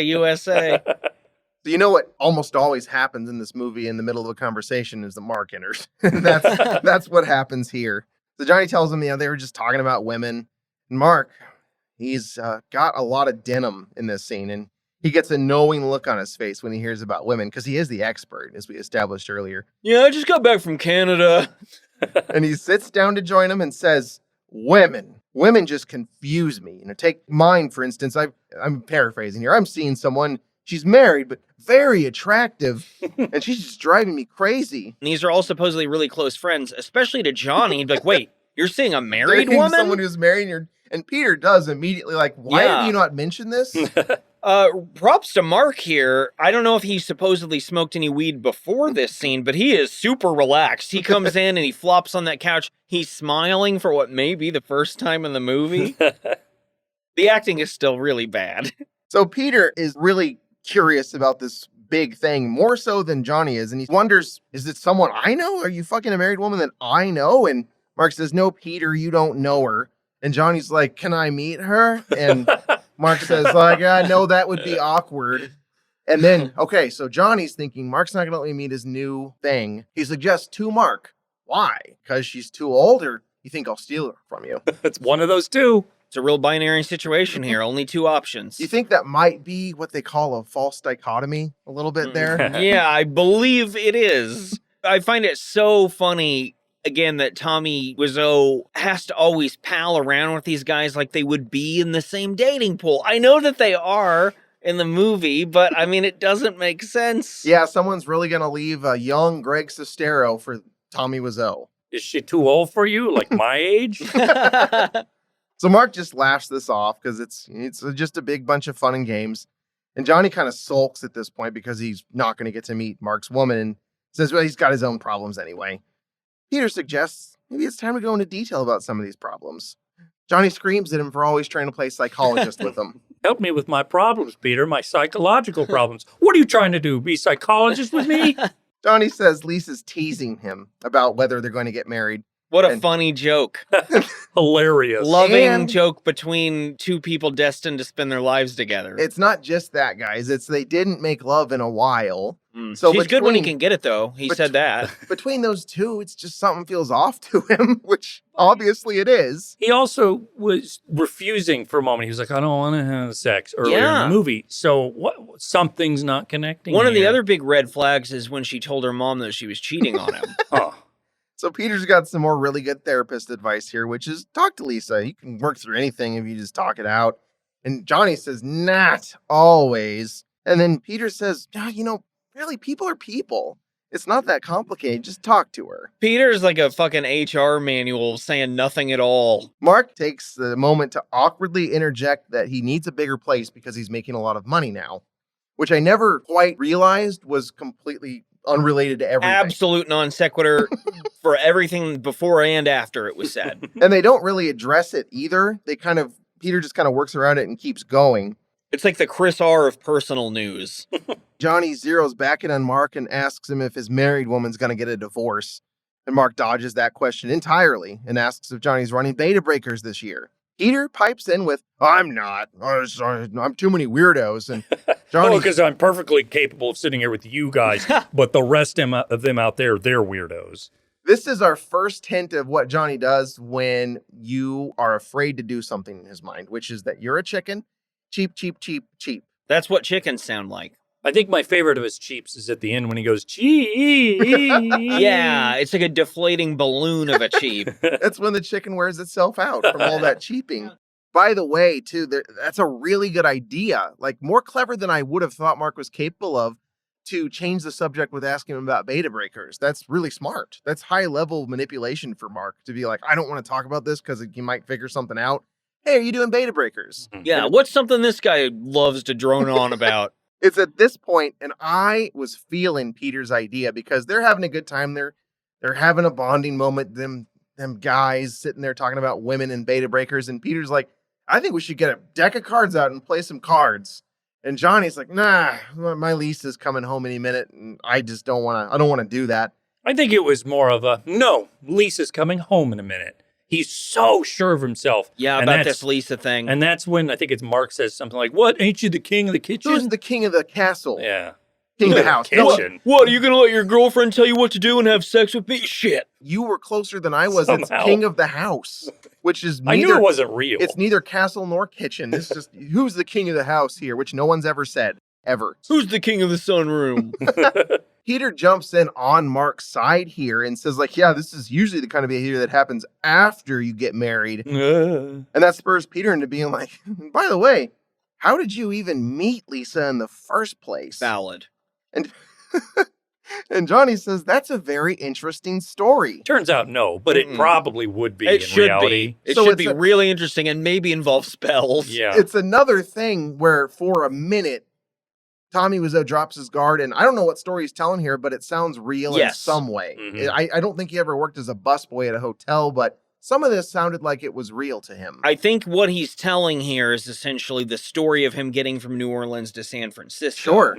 Because I did write down the general idea of it, which is that it's the story of when he first moved to San Francisco with nothing but 2 suitcases and a $2,000 check he couldn't cash. From an out-of-state bank. I love Mark interrupting the story to be like, why couldn't you cash it? And this is important. He's like, it wasn't out-of-state bank. Anyway, so... Hold on, I have a dozen other questions that are FDIC related. He sounds legitimately annoyed that Mark interrupts him there. But anyway, so he was working as a busboy in a hotel at that time, and he saw Lisa in the hotel in San Francisco. Why? But she was sitting there drinking coffee, and she was just so beautiful that he had to say hi to her. Wait, it was 5 years ago. She's supposed to be 22. She would have been like 17 then. Ugh. Oh, that's got real gross. Also, well, he was also 17 at that time. Fair enough. Busboy. So what kind of Oh, sir, can I get your bags, huh? Well, What did you do with the busboy when you took his uniform? this is where actually Mark has a valid question, which is, where's the interesting part of this story? And Johnny rolls with it. He just says, well, the interesting part is she paid for our first date. And everyone relents and says, yes, Johnny, this is interesting. It is not. No, it's the least interesting part of the whole thing. This is sandwiched between the craziest shit you've ever heard and seen. And this is supposed to be interesting. I think Johnny gets uncomfortable. It's tired of revealing his deep, dark secrets, his past life, and he awkwardly offers dinner, which nobody wants. There's no time to play cards. Who wants dinner? Which leads him to, okay, it's almost like he's bashful, and he brushes his hair off his face and leaves the room without saying anything else. To cry? I don't know. It's the weirdest thing. Memories. Also, Greg's response to, you guys want something to eat? He just shrugs and doesn't say anything. The whole thing. So no, then? I guess. Now it's time for things to get even more interesting because Lisa comes home. And she and Mark share a very meaningful look. I mean, they're just open about it at this point. Which, They're by not, the way, but they are. Peter doesn't catch on at all. Mm-mm. No clue whatsoever what's going Busy on. blinking.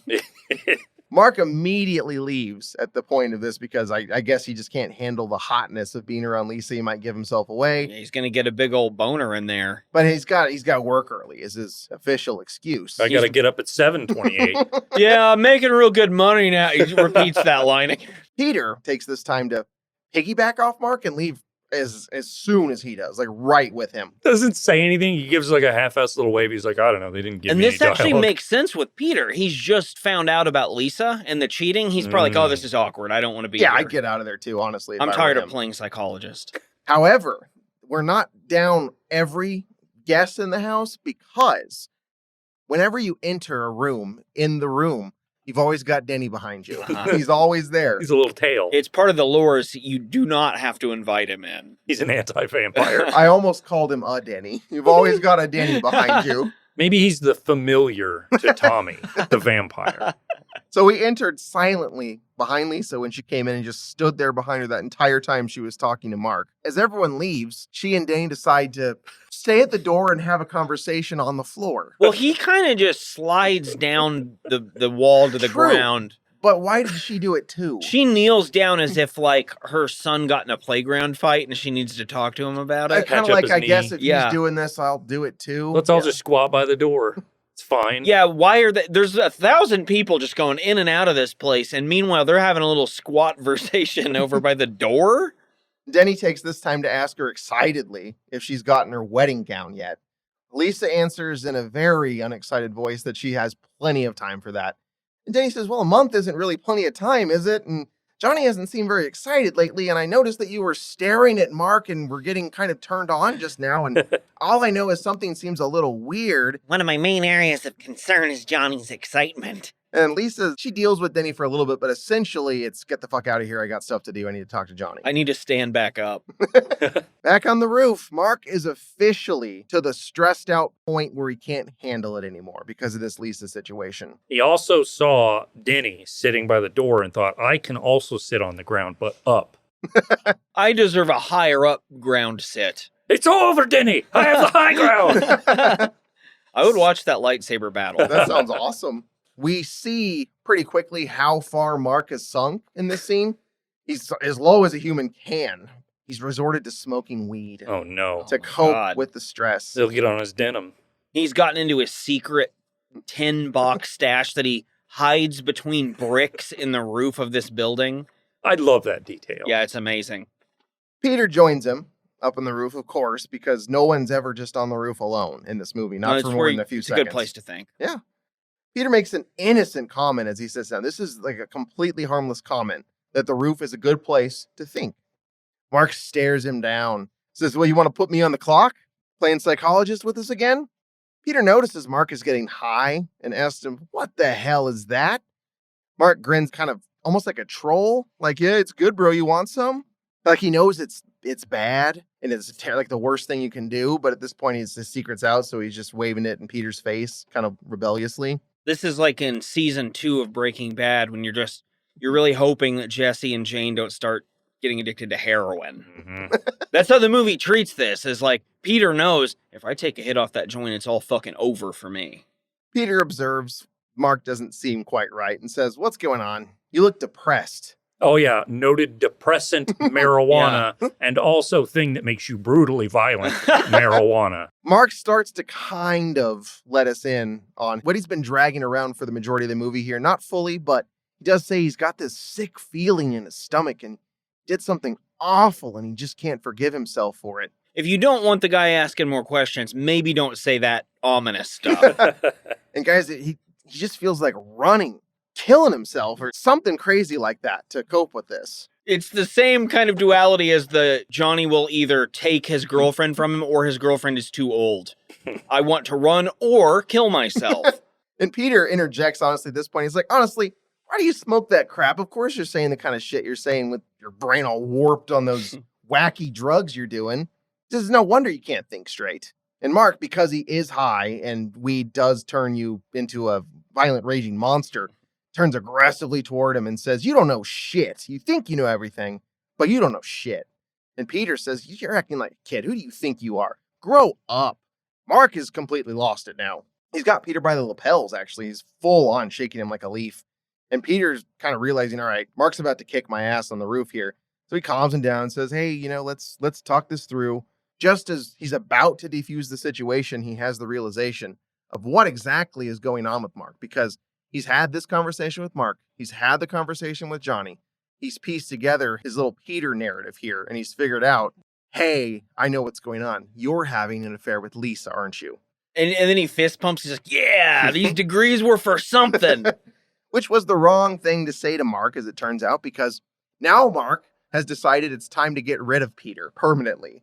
We get kind of an awkward shoving scene where he mashes him against the ledge, which is not tall. If he'd really wanted to throw Peter off, he would have, but he just kind of bumps him against it over and over again. They sway a little bit. Peter asks him if he's fucking nuts. And Mark does come to his senses, and the two stare at each other for a little bit. And then Peter suggests, now that you're not trying to kill me, let's just talk about your problem. Let's just move on from that.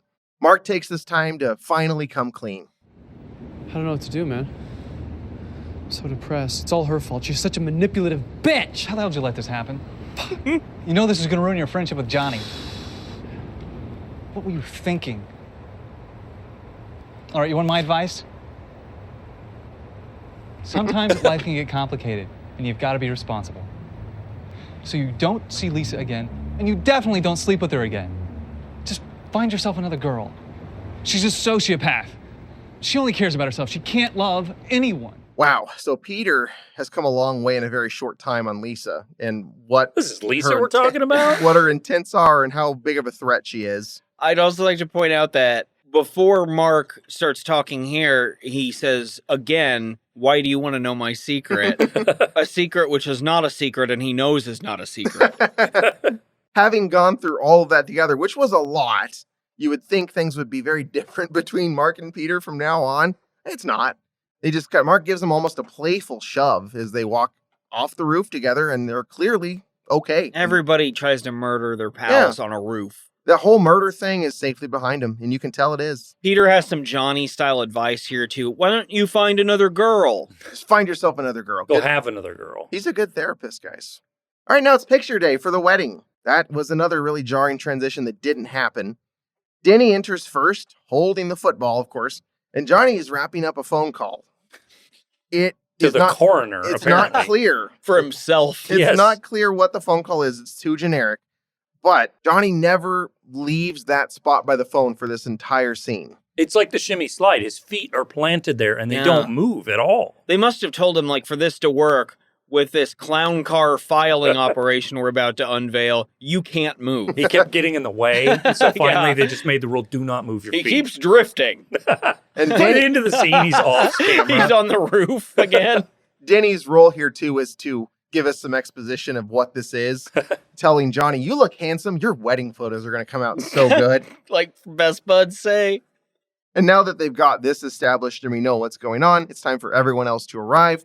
One after the other, but only one at a time. And this is hilarious, because it's like friends arriving at another friend's house at the same time and be like, no, you go ahead, and I'll wait until the door is shut, and then I'll knock. And then Peter sits in a chair with his back facing everyone. Yeah, like he's the fucking godfather. You like people fucking do that. I half expect him to swivel around like I've been waiting for you. Clicking his fingers together. Yeah. So when Mark enters this scene, it's time for a big character-changing reveal for Mark, which Tommy Wiseau insisted that he do a scene like this because he personally called him Babyface. So he made Greg Sestero shave so they could do a close-up on him, and Tommy in the movie as Johnny could call him Babyface in the movie. And Greg Sestero very much did not want to shave. Oh, that's right. He wanted to keep it. Yeah, and I believe it was also a situation where he had a couple of auditions where the character he was auditioning for had beards, and Tommy Wiseau, that made him double down on it. Tommy Wiseau had a persistent fear that Greg Sestero was a real actor and would succeed, whereas he would not. He did not understand that Greg Sestero was also very, very bad. Now that they've established that Mark is a babyface, or as Johnny would say, he's a babyface, Denny wants to play football again. Denny is always that little fucking instigator, isn't he? He's always up to something down there. It's always the little ones. We've got Kathy. We've got that other little girl from the Waltons. They always do that. Biting ankles and causing problems.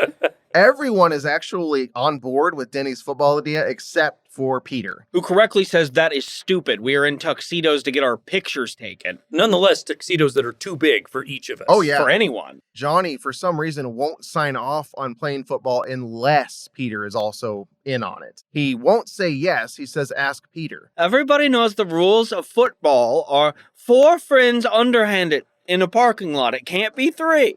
Peter is reluctant, but the community-based chirping effect where everyone calls him a chicken and Cheap's like, I guess a chicken, to show him what a chicken he is, changes everything, and he agrees. So the rambunctious group races outside to play like the little boys they are all at heart. And a few awkward throws later, football disaster strikes again as Mark urges Peter to go long for a pass, resulting in Peter tripping and falling on his face. Is football disaster also what they call like that Joe Namath play or whatever, where he breaks his legs? I don't know who it was. Oh, Joe Theismann, That's I think. The one. Yeah. Also CTE. Oh, yeah. Football disaster.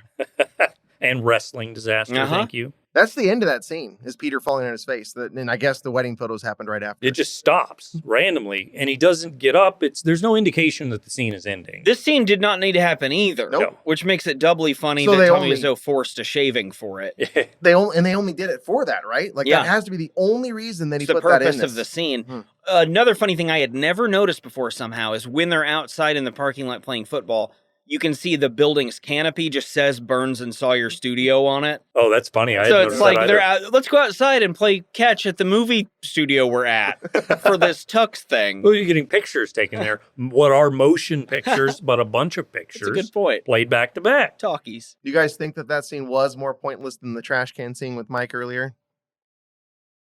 No.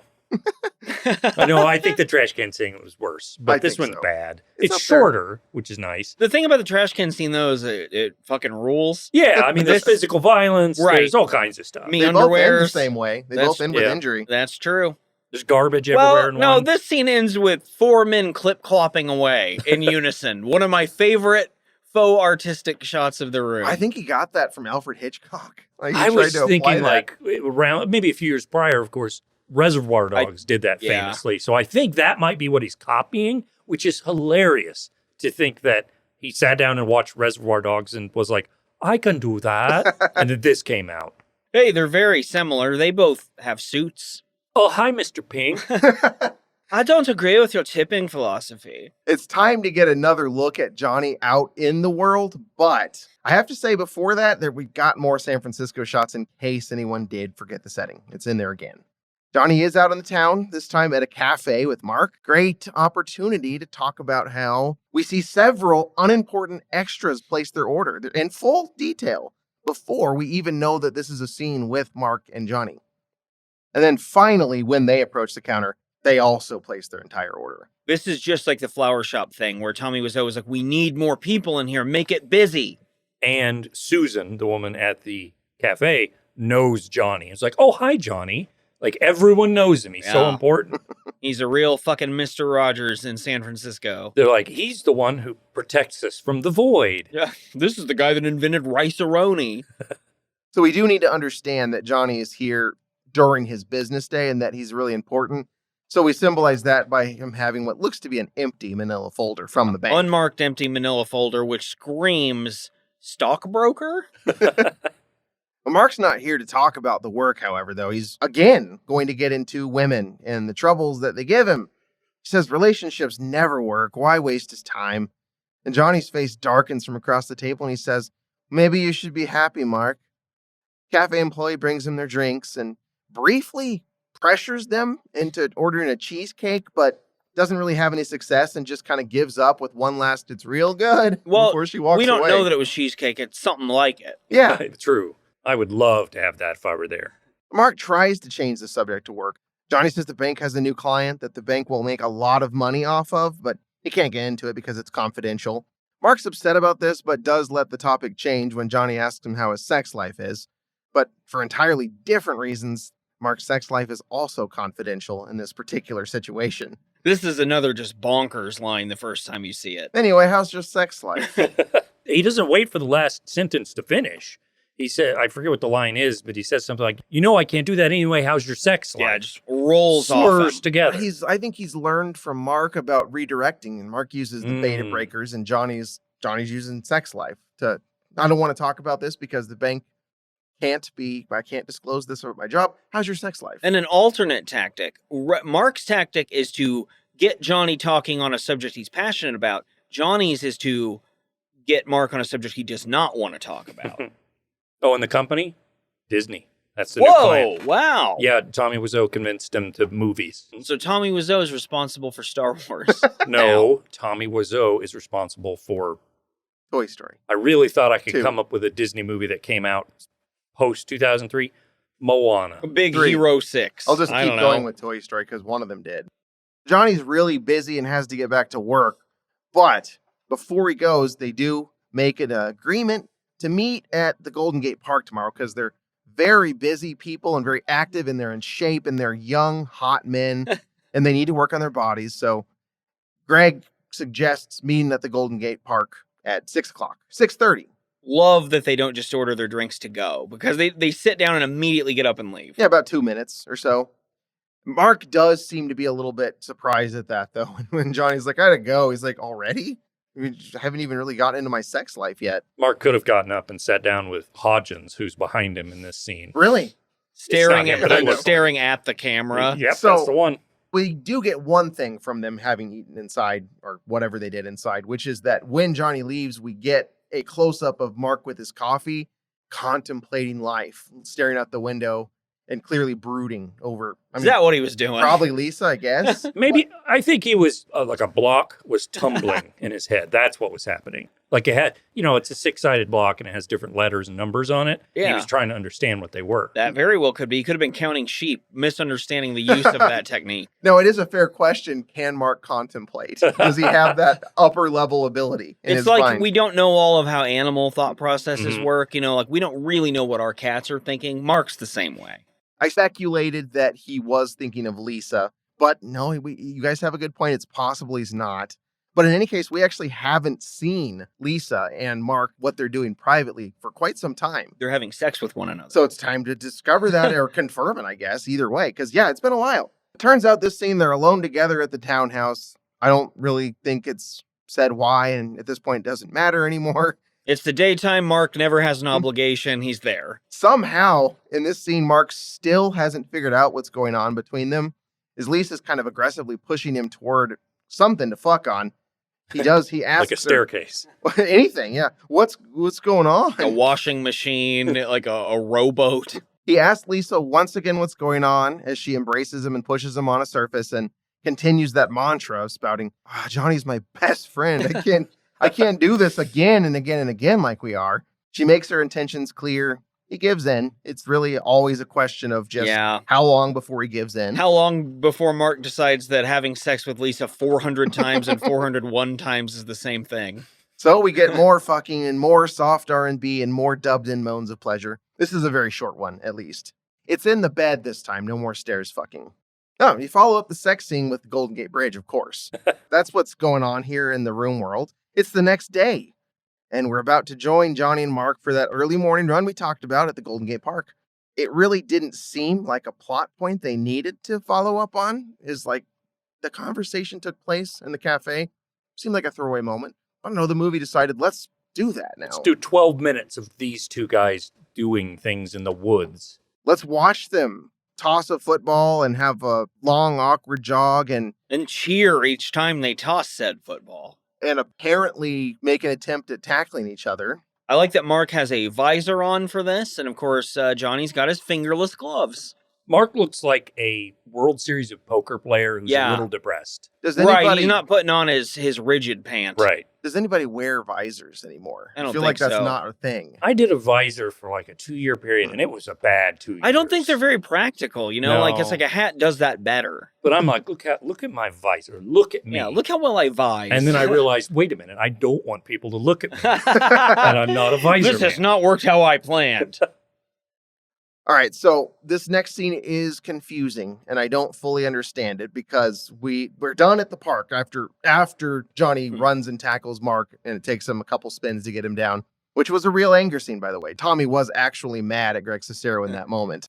Okay, so the park scene is unnecessary, and I do think they should have taken it out, but at least it made sense. This next scene, I get confused pretty quickly because in the grand scheme of things, this is all about Lisa sweeping and getting the house ready for Johnny's big 100 party. That's the way I couldn't even say it without laughing. I was trying to deliver that calmly, that it was for his 100. The big century. As we all agreed, though, that's not even enough. That doesn't cover the years of his existence. But yeah, I know this is because Lisa's getting the house ready. But the problem is this scene ends and the party still doesn't start after it and we go to other people. So She's getting ready for this party for weeks. I guess so. This scene is very much a repeat of what we just talked about a little bit ago. It turns out that once again, Mark and Lisa are alone. And once again, they decide to go at it. This time, Mark doesn't even really try to stop it. No, yeah. At some point, even Mark's tiny little brain has to realize I've obviously signed off on this and I'm just going to go with it. Yeah, I've committed. I can't pull it back. Why not? I am a bad guy now. So Lisa, to make it very clear what she wants, throws the broom aside and rips off both of their shirts. Jumps on a confused Mark who transitions from "what are you doing" to "you are so beautiful" in just a few seconds. And I like the use of symbolism here that Lisa has the broom, which is to signify that she wants to sweep with him. I thought you were going to say the broom is to sweep away the memories of Johnny. But no, you just wanted to. I like that too. Yeah, you were sticking with he had a point. I knew fairly quickly in that one that something was coming. I just didn't know what it would be. I was not disappointed. Let's get that out there. That was pretty good. And I don't think you read that note. No, I think you just made that up. That is one thing about my notes is they mostly just say facts. Right. And they are facts that if you say them without context, they're almost even better. Give us 3. All right. Lisa has a broom and is sort of cleaning. There's one right now. Mark leaves and giggles like a little devil. And you want one more? One more. Lisa unloads her bag one item at a time, giving her opportunity to say a line between each one. And that's exactly what I had in my notes too. But that's perfectly summarizing most of this scene actually right there, which again is way before the party actually takes place. So it's all kind of weird. Mercifully, this scene does end before Mark and Lisa can actually get at it because there's a knock on the door and Lisa tells this mystery person to go ahead and come in when they're not even finished getting dressed. Because the door's unlocked. They're having their super secret affair with an unlocked door, and Lisa says, come in when Mark does not have clothes on. Thankfully, it's just Michelle, who already knows all about this torrid affair, and actually in this scene finds the whole thing really funny. Yeah, she alternates seeing it for what it is and thinking it's cute. Yeah, she's like, you guys are too much. You guys and your infidelity are just too much. And she greets Mark with the stinger. How do I even describe what this is? Everyone knows it, obviously. It's a thing, because she says, hey, Mark, XYZ. And Mark's like, what the fuck are you talking about? She's like, examine your zipper. And she can barely get it out without that laughter. And he's like, oh, yeah, I was getting ready to have sex with Lisa. The whole XYZ being confounding is simply because Mark is not 8 years old anymore. So it just blew his mind. Mark blushes and leaves at that point. So I guess it had the intended effect on him. The women collapse on the couch, giggling about the joys of adultery. And Lisa orders Michelle to help her get the house ready for the party. Michelle asks a few obvious questions, like, what were you doing with Mark? And have you told anything to Johnny? And Obviously, Lisa's answer to all of this is no. And Michelle acknowledges the situation is tricky. Which is a total Wiseau-ism. Lisa goes into a big thing about how, honestly, she's done worrying about other people and what they want and whether she's making their lives worse or any of that. She's going to do whatever she wants to do from now on. And you know what? Michelle asked her with reason, are you sure Mark can give you that? And Lisa's just like, you know what? Maybe not, but I'll just go find someone who will. Ooh. Fucking cold as a man. Lisa's advice on this, living this way, is you have to live. Live. Will you do it? We should all try it. Seriously. You have to live. You have to live. You have to live. It's not the same since we can't do the sassy face that Lisa gets to do in the film, because this is where I mentioned her sass starts a while ago. I think it's reached a maximum sass. Sass culmination. Peak sass. Mm-hmm. So Michelle, even though she's laughing at this, I think she's started to get to the team Johnny here and is starting to realize, I'm going to draw a line in the sand. This is wrong. I have so much fun with you, Lisa, doing the only things women do, shopping and drinking wine and talking about how mean we are to men. But I'm starting to think you might be in the wrong here. And you know what else? She's starting to sound like Claudette, according to Michelle. Burned. Furthermore, to cap it all off, she just thinks that Lisa's point of view is so different from her own. Another terrific line. It's something Tommy Wiseau thought sounded like something. Sounded deep in his head. Riff Tracks, and they may not have been Riff Tracks yet, of course, when they did this, but they were. Who is now Riff Tracks, had the line at that part that made me laugh really hard, where after Michelle says that, the guy goes, sure, that's something people say. Because it isn't. Oh, it's applicable to a lot of this movie. This is the part that Brian mentioned and described it perfectly, because Lisa shuts down, doesn't want to talk about it, and takes one item at a time out of the grocery bag Michelle brought, just enough to pause and add something else to what's essentially the justification for her being awful. And it's in between. Now I'm going to take out the pretzels and defend myself. Now I'm going to take out the bread and defend myself a little more. And by bread, you mean like a 6-foot non-bread? Oh, N-A-A-N non? They all look like totally normal party foods to me. I had no questions about any of that. We've talked about this a million times before, but this is clearly an example of Juliette Danielle doing what actors are supposed to do. Like, find something natural to do in a scene while you're talking. Only, it's like a juggler who's not quite juggling all the stuff right. He only has 2 balls. Yeah. He's got a third and it kind of falls down sometimes. He has to go chase it. So Michelle's still trying to be kind of polite, but to paraphrase what she's come to at this point is she's like, well, I get that you feel like you can do that, but I could never be such a horrible person myself. I would never be able to do something so awful. Yeah, her like point you're of view doing. doesn't allow for it. It's different. Lisa says, you know what, Michelle? I don't think you're so perfect either. You've done some things in the past too. And Michelle actually responds in a way that makes me believe there's some truth to this. I think Michelle has some skeletons in her closet, because she immediately responds with a playful, this isn't about me, this is about you. I will say she's right, though. Lisa's pulling some sort of Fox News shit, like, don't pay attention to this, what about you?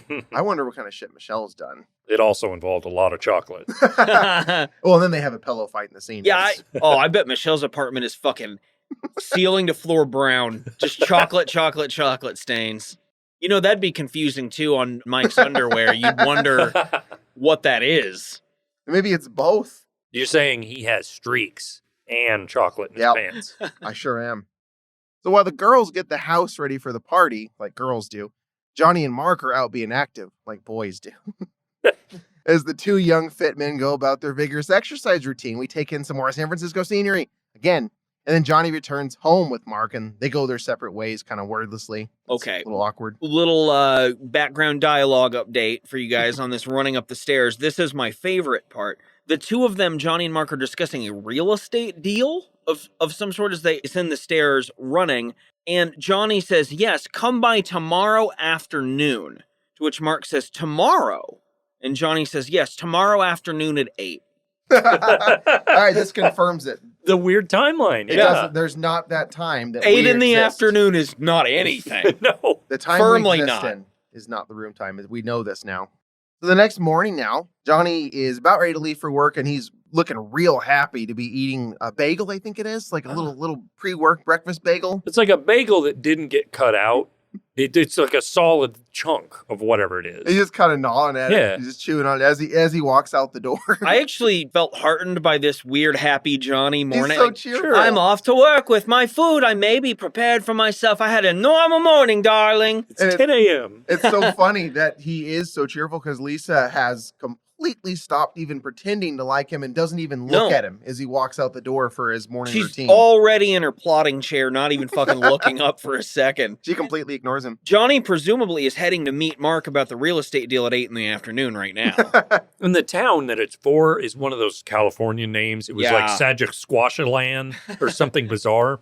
I love those town names. Cawango. Yeah, Heard like that recently. Kawanga Street on whatever, on Bullets and Champagne. It's worth noting that on the way out, he bumps into Claudette because Claudette's always in the process of coming over to the house. And if she's not, somebody is. Somebody. Grand Central Station, God, you so good. guys. If Lisa was a burglar, the dynamic between Johnny and Claudette is still great. It's still A+, by the way, in case anyone was wondering. Oh, hi, Claudette. And he puts his bagel, I think, in his mouth so he can hug her. Or I don't know, he hugs her. Which is better than the Rick from Champagne and Bullets where he just switched hands with the potato chip. What if he had... Here, get this on you. What if he'd made her hold the bagel so he could hug her? Or he like put it on her head. The best thing would be if he's like, here, hold this so we can hug, and she just takes a big old bite of it. Or he puts it in her mouth. Or they like do a Lady in the Tramp with it. Oh, yeah, reach around arms or whatever. Mhm, and Okay. like meet in the middle. Claudette settles in. Johnny leaves. Lisa lets her know right away, Mom, I don't really want to do this party preparation thing. I mean, after all, I'm in love with Mark. I haven't made that clear several times at this point. Claudette decides, well, I need to remind her once again that she really should marry Johnny. So she says, honey, darling, marriage is not about love. Marriage has nothing to do with love. It's about financial security. I wasn't happy since I married my first husband. I didn't even want to marry your father.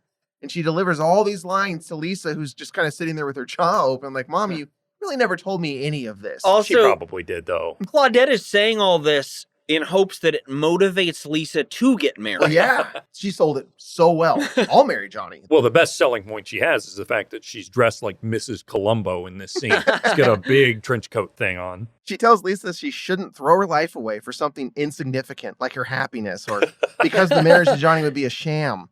Lisa tells her, go away. And Claudette says, bye-bye, my precious. Yeah, because if you didn't know she was evil before, she golems all over the end of the scene. That's another time where I feel like, as bad as Lisa is, it's warranted to be like, Mom, get out of here. Yeah, It's you enough. gotta go. Like, you're suggesting I throw my life away. Fucking, this came out the same year, I think, as Return of the King, so. Oh, they My could have been precious, inspired. yeah. It's funny, though, because her advice to Lisa is don't throw your life away while suggesting the thing that would. Yeah. Live a soulless, meaningless existence for money. Yeah, that's Claudette's whole thing. That's why she's got this fucking house, and Edward doesn't have shit. He agreed on that 15 years ago. But now he's seeing dollar signs and whatever. I flubbed the line. Plus, it's Edward, not. Or wait, no, it's Herman, not Edward. Who cares? Harold. I don't care anymore. Harold Ramis.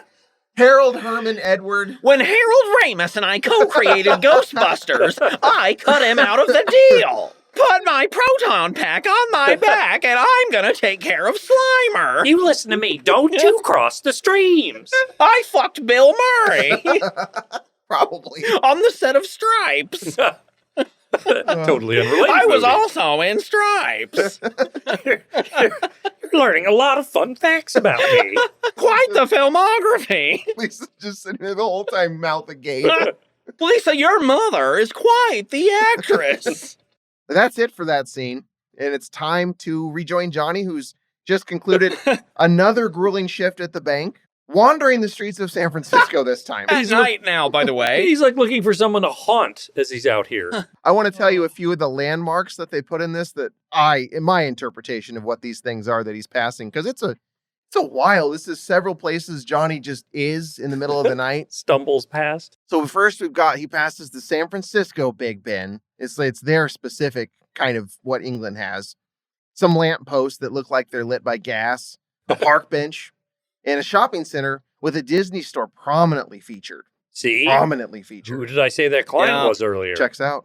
When he finally does return home, and I have to question why we watched any of that before that, but I think it's to prove that night exists. Yeah. and how surprised he's about to be, I guess, right? Yeah, and why did he decide tonight, like, oh, I had to stay until after dark tonight. I'm not going to take public transportation. Tonight I walk. Or drive my car. Anything. Yeah, his Mercedes that he has. Anything he normally does. Not today, and that's good because, well, I don't want to spoil a surprise for you guys listening, but he comes into a darkened room, turns on the light, and gets greeted by a big group of people. Surprise! It's the birthday party. It's the day is here.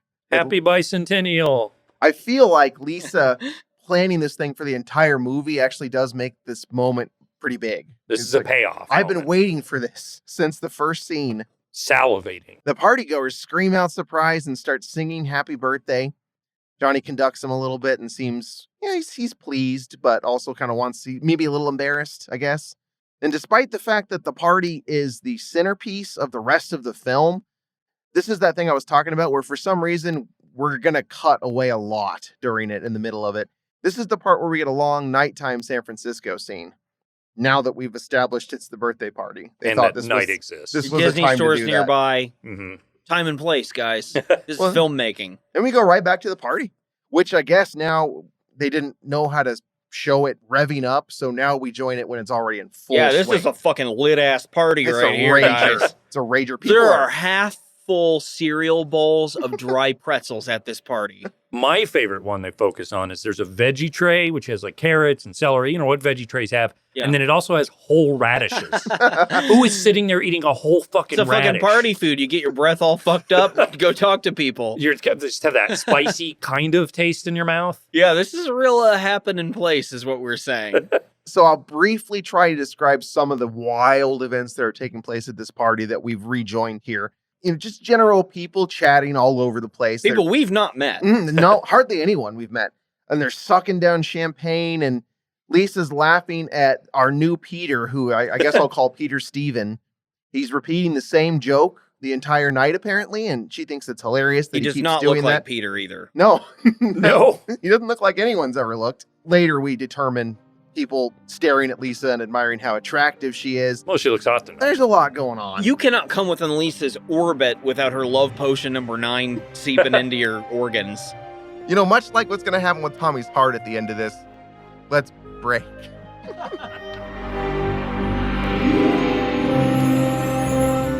Hello, it is me, Kevin Sorbo. I've always said people that prefer to call him Heracles instead of Hercules are simpletons, but I'm also way smarter and more handsome than everyone else. Today, we're once again featuring another scene from The Room as performed by the Boob Tube Boys. But there's more. Lauren Schill of the Well Behaved Women podcast and Ruan Willow of the Oh Fuck Yeah podcast lend their voice talents to this scene so that there's finally some representation on this godforsaken podcast. If you ask me, though, I think these two ladies would be better off sitting quietly in their homes, making sure life is great for their husbands, but I'm also a scum-sucking has-been who can only find work acting in bad Christian horse movies with titles like Sarah's Whisper and A Dream of Oats. So what do I know? Anyway, here's Lauren as Lisa, Ruan as Michelle, Van as Johnny, Brian as Steven, and narration by Spencer. Steven has confronted Lisa about her infidelity. Just then the front door opens and Michelle and Johnny enter. Thank you, honey. This is a beautiful party. You invited all of my friends. Good thinking. You're welcome, darling. You know how much I love you. I do. It's getting really hot in here. Why don't we go back outside? Everyone exits. Cut to a shot of a busy street at night. Cut to the party on the roof. Johnny waves and nods at someone off in the distance. Hey, everybody. I have an announcement to make. We're expecting. Everyone congratulates Johnny. Michelle and Steven confront Lisa. Lisa, I have to talk to you. You have got to be honest with Johnny. I agree with that. Look, I'm gonna tell him, okay? I don't want to ruin his birthday. When's the baby due? There is no baby. What? What are you talking about? Steven softly grabs Lisa and pushes her a bit to the side, where Michelle and Lisa sit down while Steven crouches down to their level. I told him not to make it interesting. We're probably gonna have a baby eventually anyway. You're not gonna tell Johnny, are you? Lisa, are you feeling okay? Because this is just getting worse and worse. I feel like I'm sitting on an atomic bomb waiting for it to go off. Me too. There's no simple solution to this. Don't worry. You guys worry entirely too much about me. Elisa, we're not worried about you. We're worried about Johnny. You don't understand the psychological impact of what you're doing here. You're hurting yourself. You're hurting our friendship. I am not responsible for Johnny. I'm through with that. I'm changing. I have the right, don't I? People are changing all the time. I have to think about my future. What's it to you? Steven reaches out to hold Lisa's hand. This is going to pull us all down. It's going to shake up our group of friends. It's going to destroy our friendship, Lisa. I don't think Mark really loves you. Lisa angrily stands up. I don't want to talk about it. Lisa, you're going to have to face it. I, for one, am going to have a hard time forgiving you if you don't. Hey, everybody, let's go inside and eat some cake. The crowd of people murmur in agreement. Michelle looks pained. I don't understand you, Lisa.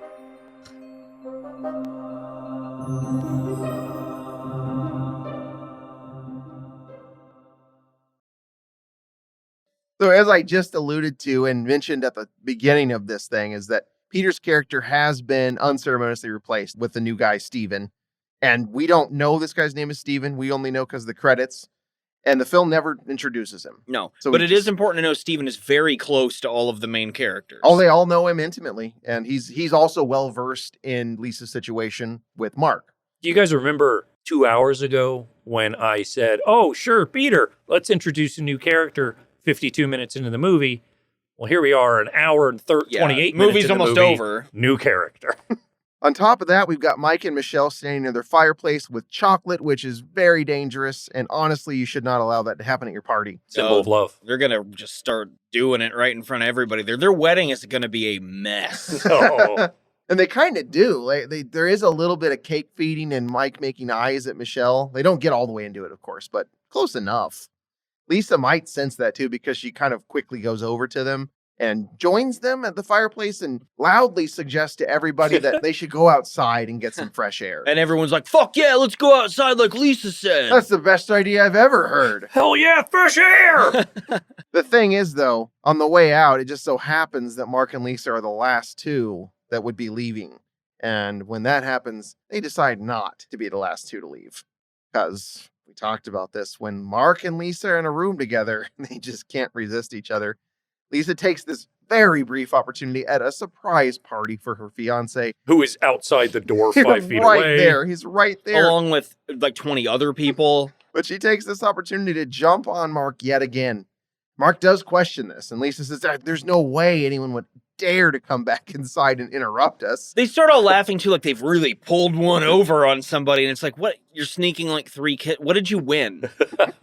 Seconds later, Peter Steven barges in, interrupting them.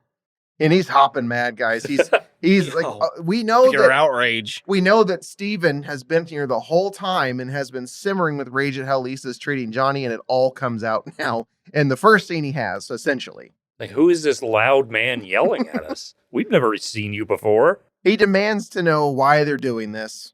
And Lisa puts her arm around Mark and just comes out with it. She says, I love him. Peter Stevens says, I don't believe it. Just like that. Yep. Mark loses his cool and says something that you should never say to a valued friend. Leave your stupid comments in your pocket. Damn. And he leaves angrily. Oh, man, somebody's been drinking some haterade. At this point, with Mark gone, Peter Steven can zero in completely on Lisa. He asks if she understands what she's doing and the ramifications of this. Says, this is going to destroy Johnny. He's very sensitive. I love Johnny. I'm Steven, a character in the room. He asks her how she can do this and tells her that she makes him sick. Lisa says nothing this whole time. Johnny and Michelle burst back in. They're not aware of anything that's going on in here. And Johnny takes this time to tell Lisa, hey, cool, you did a great job putting this party together and inviting all my friends. Good thinking. Well done. Yeah, because I was thinking about inviting your enemies and strangers to your party, but good thinking. Crisis averted. Lisa, I think really to get under Steven Peters' skin at this point, really lays it on thick and says, you're welcome, darling. Anything for you. You know how much I love you. And then they return to the outdoor setting, which the film thought was the perfect moment for another San Francisco scenery cut. The rest of the way, things are just getting nuts. And Lisa has gone completely off the rails, as we learn, where Johnny interrupts the party to tell everyone they're expecting. So now, on top of everything she's doing, she's lied to Johnny about them having a baby together. Or we learn quickly that she's lied. This isn't real. Apparently, Lisa is really doubling down on destroying Johnny. Michelle and Steven, they think maybe this is the time that we need to actually be forceful, pull Lisa aside and have a little bit of an intervention, which frankly was long overdue. Yeah, let's do it right at the party, at the last possible minute, too. Michelle takes the lead of the little good cop, bad cop thing that she and Steven have going on and says it's now. You need to be honest with Johnny now. And Steven says, I agree with that. Lisa says, I know, I just don't want to ruin his birthday. I'm going to do it. And you only turn 100 once. Steven takes the time to focus on this recent announcement of the baby by asking, when is the baby due? When is the baby due? This is another one of those lines that it's like Johnny read it because the words don't sound like words anymore. No, and again, Greg Ellery, who plays Steven, is the worst actor. He's bad. He's so bad. Lisa admits immediately, without keeping the charade going, that there is no baby. She just told him that to make it interesting. And besides, they're probably going to have a baby eventually. Why? She does not want to be with him. This is yet again, I guess Lisa has some plans to just go through with the wedding anyway, despite all of this. It's a tangled web we weave. So Michelle, she's completely decided that Lisa has lost it and is being insane. So she touches her forehead and sarcastically asks her if she's feeling okay, because this is just getting worse and worse. Steven summarizes it pretty aptly when he says, I feel like I'm sitting on an atomic bomb waiting for it to go off. And Michelle says, God, me too. I had the exact same thought. Somehow almost as improbable a line as me too here. Yeah. Well, I was thinking of a hydrogen bomb, but same thing. Lisa says, you know what, guys? Don't even worry about it. You worry too much about me. And Michelle hits her with the line that Johnny would love to hear. And in fact, of course, the guy behind Johnny wrote himself is, Lisa, we're not worried about you. We're worried about Johnny and what you're going to do to him. He's what we always think about. He's the background on my phone, on my computer. He's always in the background wherever I am. Especially if there are stairs around. Lisa says, honestly, though, how is that my responsibility? How is that my problem? My only concern is me. And what's so wrong about that? Why can't I just do that? And Steven tries to level with her, grabs her hands and says, this is going to have huge ramifications for all of us. And for what? I don't even think Mark loves you.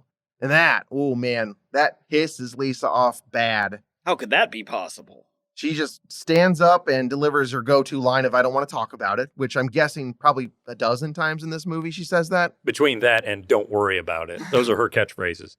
And then she orders everyone to go back inside because she's done with the outdoor setting. It's like her third directive in the past few minutes. And you know what the crowd does? They go, fuck yeah, outside! We were all wanting to and just waiting for the instructions.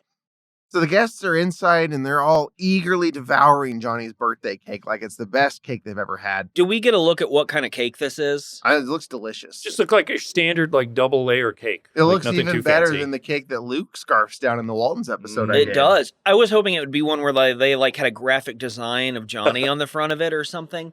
While all this cake eating is going on, and it's a big central theme of this, we find out a few more things about what's happening at the party, which is an unnamed guest who we never know who that is. He's there with his mother, that guy? His much older date. He feels like he needs to tell her that Lisa looks hot tonight. He needs to say the worst thing you could possibly say to your date, which is that another woman looks hot tonight. And we don't know for sure they're dating, but she does give him a disgusted look after he says that. Maybe they're brother-sister. This is this is the way of the Mandalorian, is if you appear in the room, you have to say Lisa, how good Lisa looks. Yep. Johnny, in this same moment, is taking the time to express his love and affection for Claudette once again by giving her a peck on the cheek as she gobbles that birthday cake. And most importantly, Mark is completely buying the new baby business, because of course he is. Of course, Mark doesn't have any sense that Lisa would make stuff up and is just going wild with all this now and is really upset because he wants to know if it's his. Is it my baby? What's going on here? Okay, I don't understand this, but Lisa is for some reason really rude to Mark in this scene. I don't know if it's for show or if there's some reason behind it. Maybe it's because Steven just told her that he doesn't really love her.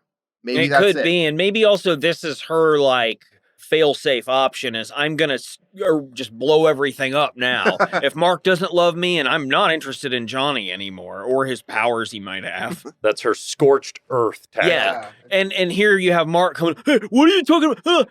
Just slapping him to shut him up even makes some sense. Hit him with a newspaper. It's kind of a party stopper because that slap is loud and it sends Johnny running over asking what the fuck is going on over here. Johnny rushes over to intervene. And this is where, you know, that atomic bomb that Peter Steven referenced earlier? Mark decides to go ahead and hit the button, the detonate button. Yeah, this is the detonating event for on sure. the atomic bomb that is his friendship with Johnny. I think even though Lisa herself has said out loud to her mother, I am having sex with Johnny's best friend Mark, with Johnny in the room present, I think this slap really connects the dots for him. Like, oh, when she said she's having sex with Mark, she's having sex with Mark. Or he was like, I need to find out who this Mark is. He just couldn't believe that it was that Mark. There's so many people named that. So Mark Ruffalo, Mark actually Wahlberg? does. Mark Lemke, Markiplier? I think that's how you Yeah, say that. I think so.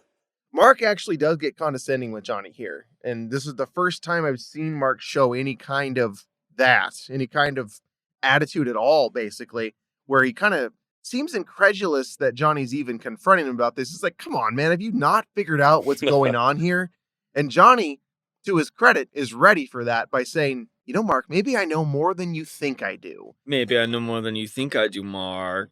And there's a two-handed shove, so things are getting physical and heating up real fast. And this is one Tommy Wiseau got into. Mhm. Greg Sestero and Tommy were arguing a lot. So the physical stuff that was shot later, this and the tackle, were weird, awkward Tommy attempts at like kind of showing some physicality, yeah. Tommy at this point was probably the lone source of their conflict. I think he was getting super weird about really everything that Greg Sestero was doing. So Tommy also was aware the whole crew and cast were making fun of him. He had a documentarian kid he was paying like nothing going around filming supposedly behind the scenes footage. What it really was stuff at the end of the day, Tommy could watch and see what everyone was saying behind his back about him, which of course they're saying this is probably will be talked about as the worst movie ever made, and it is. So they have to be broken up because the fight is pretty serious here before coming to their senses.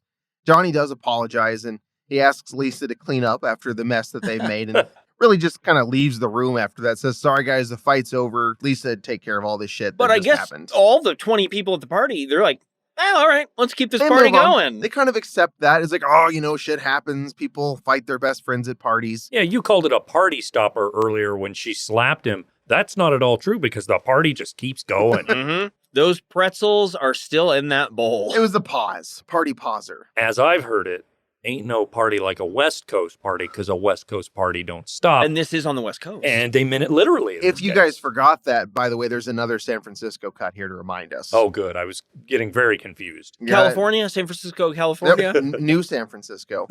They reestablished the setting here, and then we're right back at the party. And I think it's been a while, but not that long. You get a sense, you know, it's getting a little more boozy. It's later on into the night. Yeah. The dancing is slow dancing. Well, especially when it comes to Mark and Lisa, because like not only is Lisa not being rude to Mark and slapping him in the face this time, she's grinding on him, and they're dancing very intimately. They're also necking, and what I mean is rubbing necks. Yeah, actual together, like two geese or something. Yeah.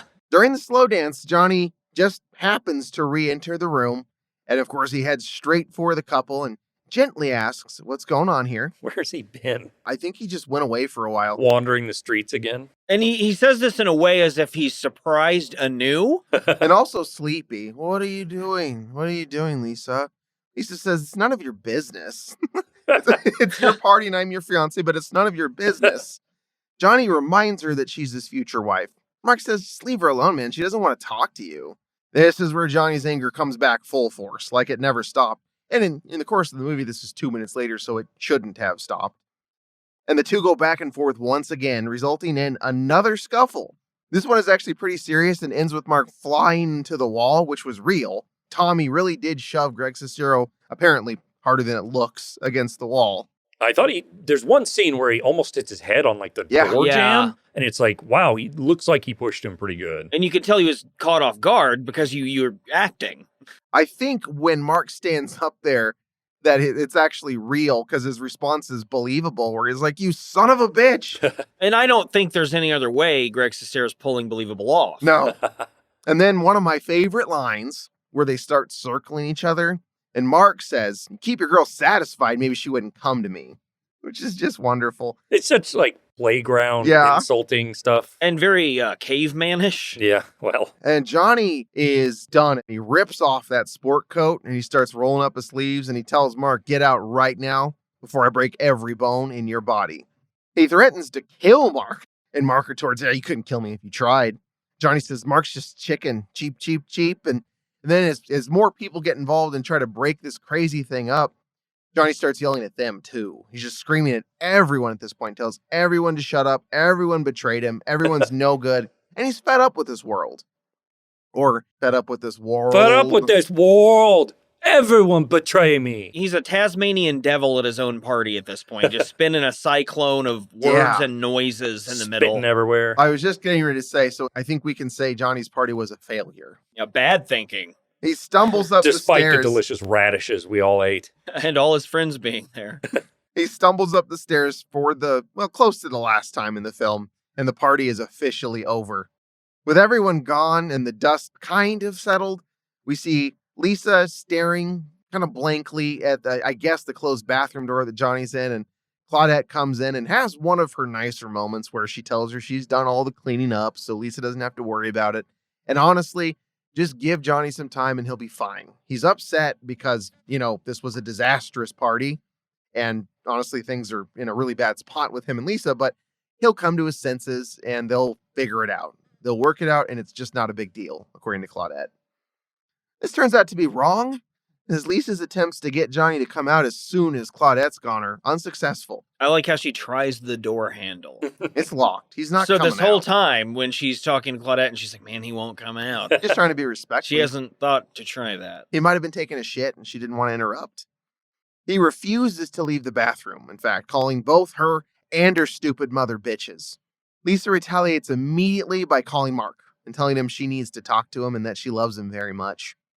Okay, so Mark used to be like, what are you talking about? I'm Johnny's best friend. Not this time. Now he buys in now. He's on board now, and he asks, why didn't you just ditch that creep? I don't like him anymore. It's just amazing. I don't like him anymore. Again, he sounds 7 years old. Yeah, the heel turn is just complete for Mark and Lisa on the second little shoving party scene. Lisa says, yeah, he's just not worth it. Why don't I come up and be with you? Which is the offer she makes. Mark says, sure, baby. Come on over. I want your body. Lisa says, you got it, and hangs up. And she begins to pack all her things in a suitcase. But wait a minute. What about Chekhov's tape recorder? Oh, man. Which exists, and yet during this scene, we cut to Johnny pressing his fucking face against the door really hard to listen in. This particular development, knowing that she was on the phone, is the secret, the trick that got him out of the bathroom finally. He finally comes out, and he asks her, who were you talking to just now? And she's not admitting it's Mark, even at this point, we'll however. see about that. Johnny's got an ace in the hole. With his trusty tape recorder setup, he pulls that shit out, shakes the tape tauntingly at her, and says, we'll see about fucking that. king shit here. He's like, oh, guess who won? Yeah, I'll get it up. Everything's coming up Johnny. So he shoves that tape into the player, and the evidence plays, the critical evidence, the smoking gun is playing in audio form loudly, by the way. It's almost like it's on surround speakers, is the conversation that her and Mark just had. And sure, it doesn't match up because they said two different things. Sure, it's a different conversation. But it got to the heart of the matter. The tape recorder is like, it's almost an interpreter. Like, it's saying, this is the gist of what happened. It gets the want your body, like, ditch that creep gist of it. The main bullet point. Yeah. So with this established fully, I guess for like the fourth or fifth time now, what Lisa's doing that Johnny knows about, he grabs her by the wrist. Now that it's all out there, calls her a little tramp and asks her how she can do this to him. Says he gave her 7 years of his life. Lisa says, no, you little prick. I put up with you for 7 years. I'm leaving you, Johnny. And with a strangled cry of, I think, equal parts anger and hurt, it comes out more like, Johnny hurls the tape recorder as hard as he can against the wall. Really funny noise, really funny visual. I'd like to also add at some point during this, Johnny says to Lisa, "You're the sparkle of my life." And that during this scene. Where it's all nasty toward each other. With Lisa's intentions clear and she's just going. She's leaving. She's done. It's time for Johnny to go on what I think he wrote as just an epic house-destroying spree. Where he's just going over and being a badass and breaking everything. What did you write it down as? Oh, I'll tell it you. wasn't that. I'll tell you the Cliff Notes version of what we've got here. It actually consists of a bunch of oddly restrained growls. Yes, that is perfect. Memories of Lisa from a few weeks ago, knocking a few things off the coffee table, admittedly throwing a small TV out the window. But it's one of those big CRTs. Yeah, it's like 48 pounds minimum. That part is a little more extreme than the rest of it, to be fair. That doesn't match up with the rest of his actions. The rest of it's very violent sleepwalker. Yeah, he rips out 2 dresser drawers, upends a lamp, breaks a mirror. He does what a pet could do. Like an upset. Yeah, you leave a pet in the house alone for too long, this might be what happens. Well, his final touch, I guess the cherry on top, so to speak, is tearing Lisa's famed red dress and masturbating with it pressed against his crotch. What was in the Disaster Artist that was in the original script about this, Brian? Like, he was supposed to, like, violently... He was supposed to orgasm into the dress. Yeah. But everyone assured him, like, we cannot film that. And what they filmed isn't great. No, at least it wasn't that. And no one understood it when they asked Tommy on it. He was very passionate about this scene, that he humped the red dress repeatedly and then bring it to his face to smell it after he's done humping. Yeah, that's odd that he... Okay, so he's smelling his own goods. Secretion. Everybody loves their own Also, brand, why is he Spencer. so fucking horny now? Well, Lisa's so sexy. And and he hasn't been able to get some from her. we in get a another while. real Boob Tube Boys trope, even for TV, which is all of Johnny's memories of Lisa are from what we've seen. Yeah, just a couple days ago, mostly. Even though they've been together for over 5 years. 7 whole years. Why does no television show or movie just film extra scenes Just a to few. put into that? You don't Yeah. need a lot, just a handful. Them walking down a beach. That makes it way better. Just a couple, and at least I'm like, oh, this footage deserves to be in your movie. Otherwise, you think I'm a fucking idiot and forgot what happened an hour ago when your movie has a plot that's written by Tommy Wiseau. With all of this going on, I think Johnny's come to the conclusion that we all have as a viewer, which is the whole world is against him. This thing is just over. There's really no point to go on with life. He's lost Lisa. He doesn't have a friend in the world. Everyone hates him and has betrayed him. After all this destruction, it's time to reach for the gun box. Right, Which that he he's has had on- the whole time, yeah. I guess. It's like that tape he had, that little Maxell in his pocket. Everybody's got a Smith & Wesson in a box on the floor. Oh, thankfully, it's right by where he decided to stop smashing things, too. It's just right by where he sat, conveniently. And it's like a little treasure chest. I kind of wish I nice had a box. little Yeah. treasure chest. Not with a gun in it, though. Yeah. No. But it's a cool box. It is cool. So he briefly takes the time to ask aloud why this is happening to him, to no one, and then calmly acknowledges it's over and asks God to forgive him before putting the gun in his mouth and pulling that trigger. God, forgive me. We hear those Lisa voices in the distance during this. Don't Everything worry will be about all right. Good night, Johnny. He flies backwards from the gunshot, and this is really the worst gunshot scene you can imagine. He actually flies backwards before he lets go of the gun. Like he shot himself through the brain at this point, and he doesn't let go of the gun until well after he's begun his backward trajectory. And that descent also is slow mode because it looks so bad. They were trying to offset it, but it does call attention to the timing issue. The gunshot, which was loud, draws the attention of Mark and Lisa. Strangely, just Mark and Lisa, apparently. Like, nobody else in the apartment complex wanted to know why someone's firing a gun off. And To be fair, would you go investigate? Like, if you Nah, hear gunshots at you your just neighbor's call. house? You just Okay. call the police, call the popo. The gunshots do draw the attention. They come in very quickly. And now, after all this that they put him through, now they're self-aware enough people to be upset and give a shit that Johnny's blown his brains out. The delusional martyr's dream. Yeah, it's too late for them to get him back. They realize the error of their ways. And now they've got to live the rest of their lives knowing what they did to me. And there's more, too, because as they weep together over the bloody corpse, well, by the way, I should mention, Mark, in a moment of realizing how special Johnny really was, gives him a gentle, loving kiss on his forehead. Isn't it great that Tommy Wiseau wrote Mark doing that and not Lisa. Pretty amazing. Also, this comes after Mark shoves his hand in a pool of Tommy's head blood and goes, I think he might be dead. It's actually even worse than what we've been talking about because Lisa takes this time to say, we've lost him, Mark, but at least we have each other. It's like, oh man, I was big in Mario, but now I'm little, but I'm still alive. You know, that's kind of what she's saying. I still have a flower in reserve. I'm not going to use it yet. This stage isn't that difficult. No, but I'll get that fire pebble out of Mark later. The other shoe drops with Mark. It's been waiting to happen the whole time, and we find out that Steven's right. Mark doesn't really love Lisa at all. Not only that, but he blames her for all this. Not just this, but like all of it, everything she did to him, everything she did to Johnny. And he screams that she's a tramp, which confirms what Johnny called her. And then with one final flourish, he demands with all the Greg Sestero emotion and probably the best he did in the movie at any point for her to get out of my life, you bitch.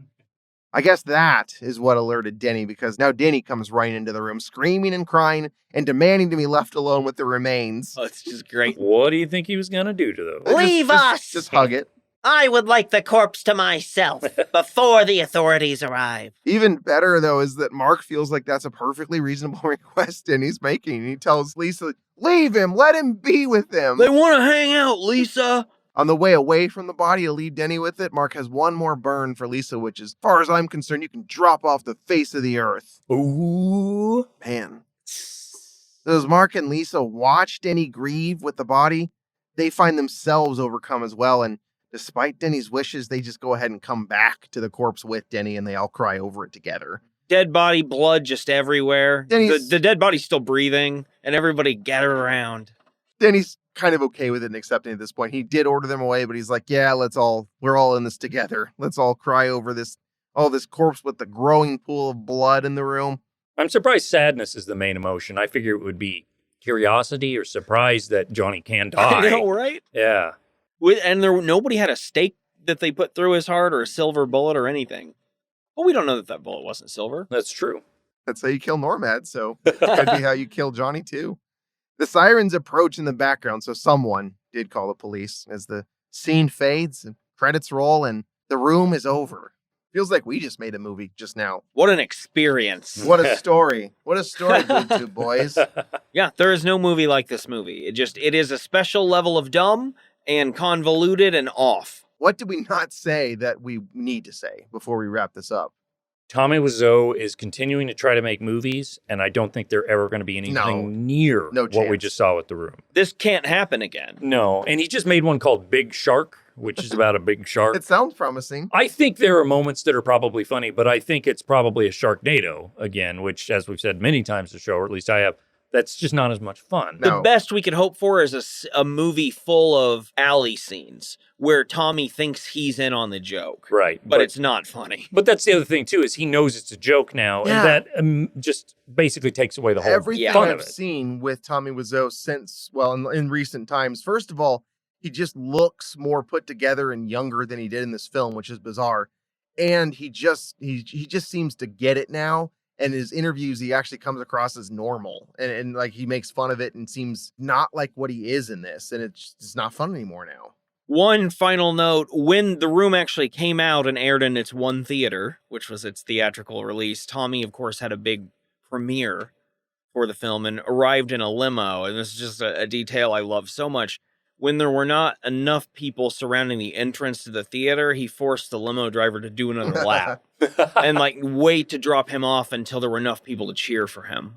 That's so Johnny. That's so Johnny. But I mean, you know what? He's probably kind of an awful guy, or he certainly has kind of a dark heart in there a little bit. But I will have affection for Tommy Wiseau forever and for everyone involved in this movie. And I know at the premiere, for example, Robin Paris, who played Michelle, laughed her ass off. She thought it was the funniest thing in the world, and she was right behind Tommy Wiseau, who still thought he'd made a great drama. Yeah, wasn't aware. Who I don't think they talked for a long time because of that. He was furious with her. I would imagine a lot of the cast members from The Room, too. I know they've done some YouTube videos together and things like that are fun to see if you're a fan of this movie. And at their screenings, they have different actors host it and interact with the fans, and they've had a great great turnout. Like, I know Juliet Danielle did a bunch of them, and Philip Haldeman did some, and they're all really good sports about it. They all have actual careers now because acting clearly didn't work out, but they enjoy the fact that people still enjoy the room. Yeah. And With one exception, Greg Sestero,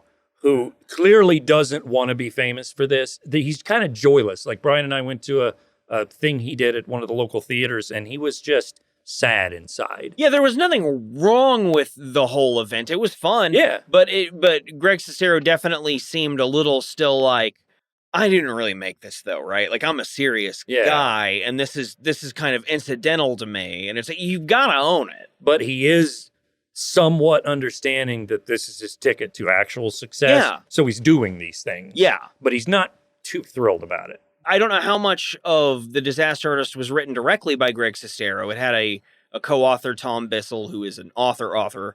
But one thing I loved about that book the most is probably the thing that it got a lot of publicity for, which is it doesn't really pull any punches in terms of the friendship and the selfishness involved, sometimes at both ends. I guess if there's anything about Greg Sestero's involvement in this whole thing that stands out, it's that him wanting to tell the story of it really did bring it to a lot more people, to the point that it enabled Tommy to accidentally become famous. Yeah.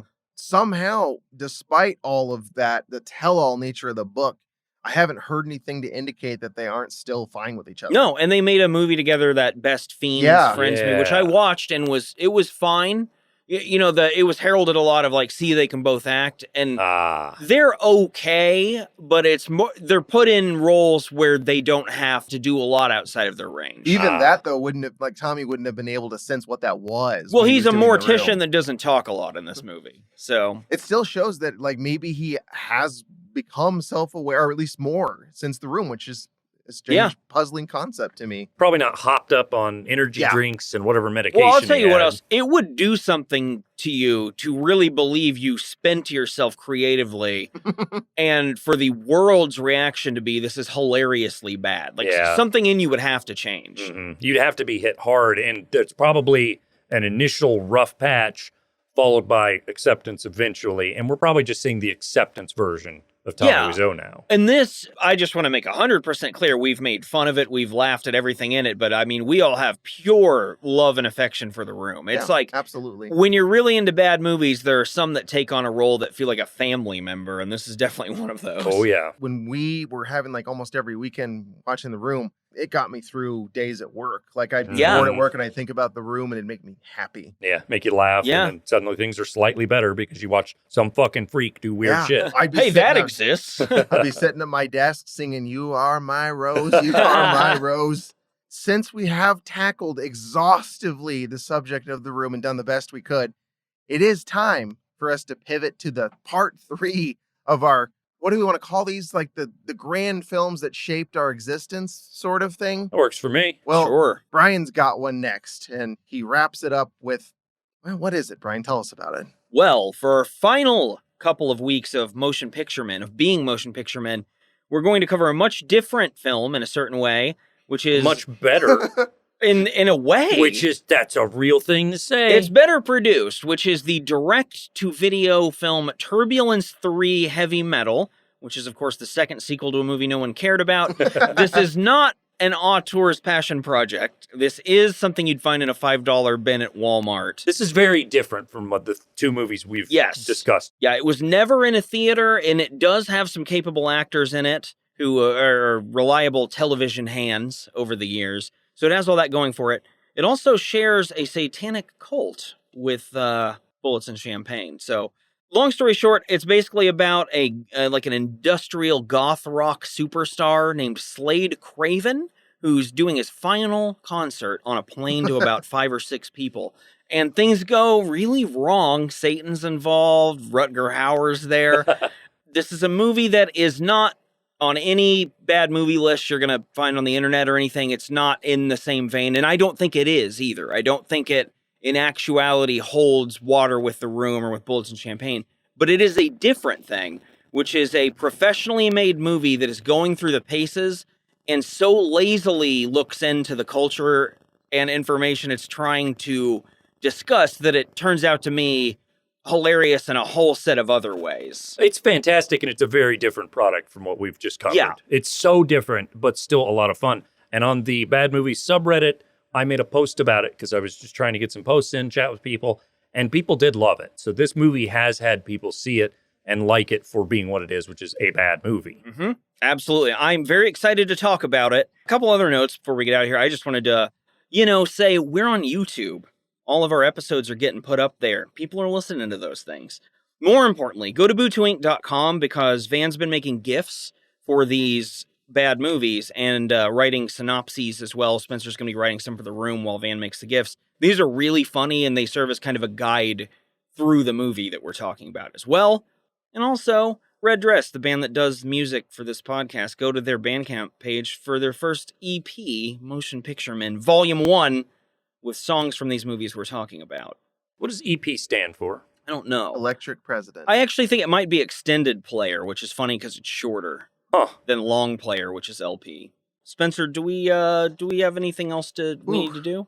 I think the best way to sum this up and to end on the appropriate note here is to say, I'm tired, I'm wasted, I love you, darling. How can you do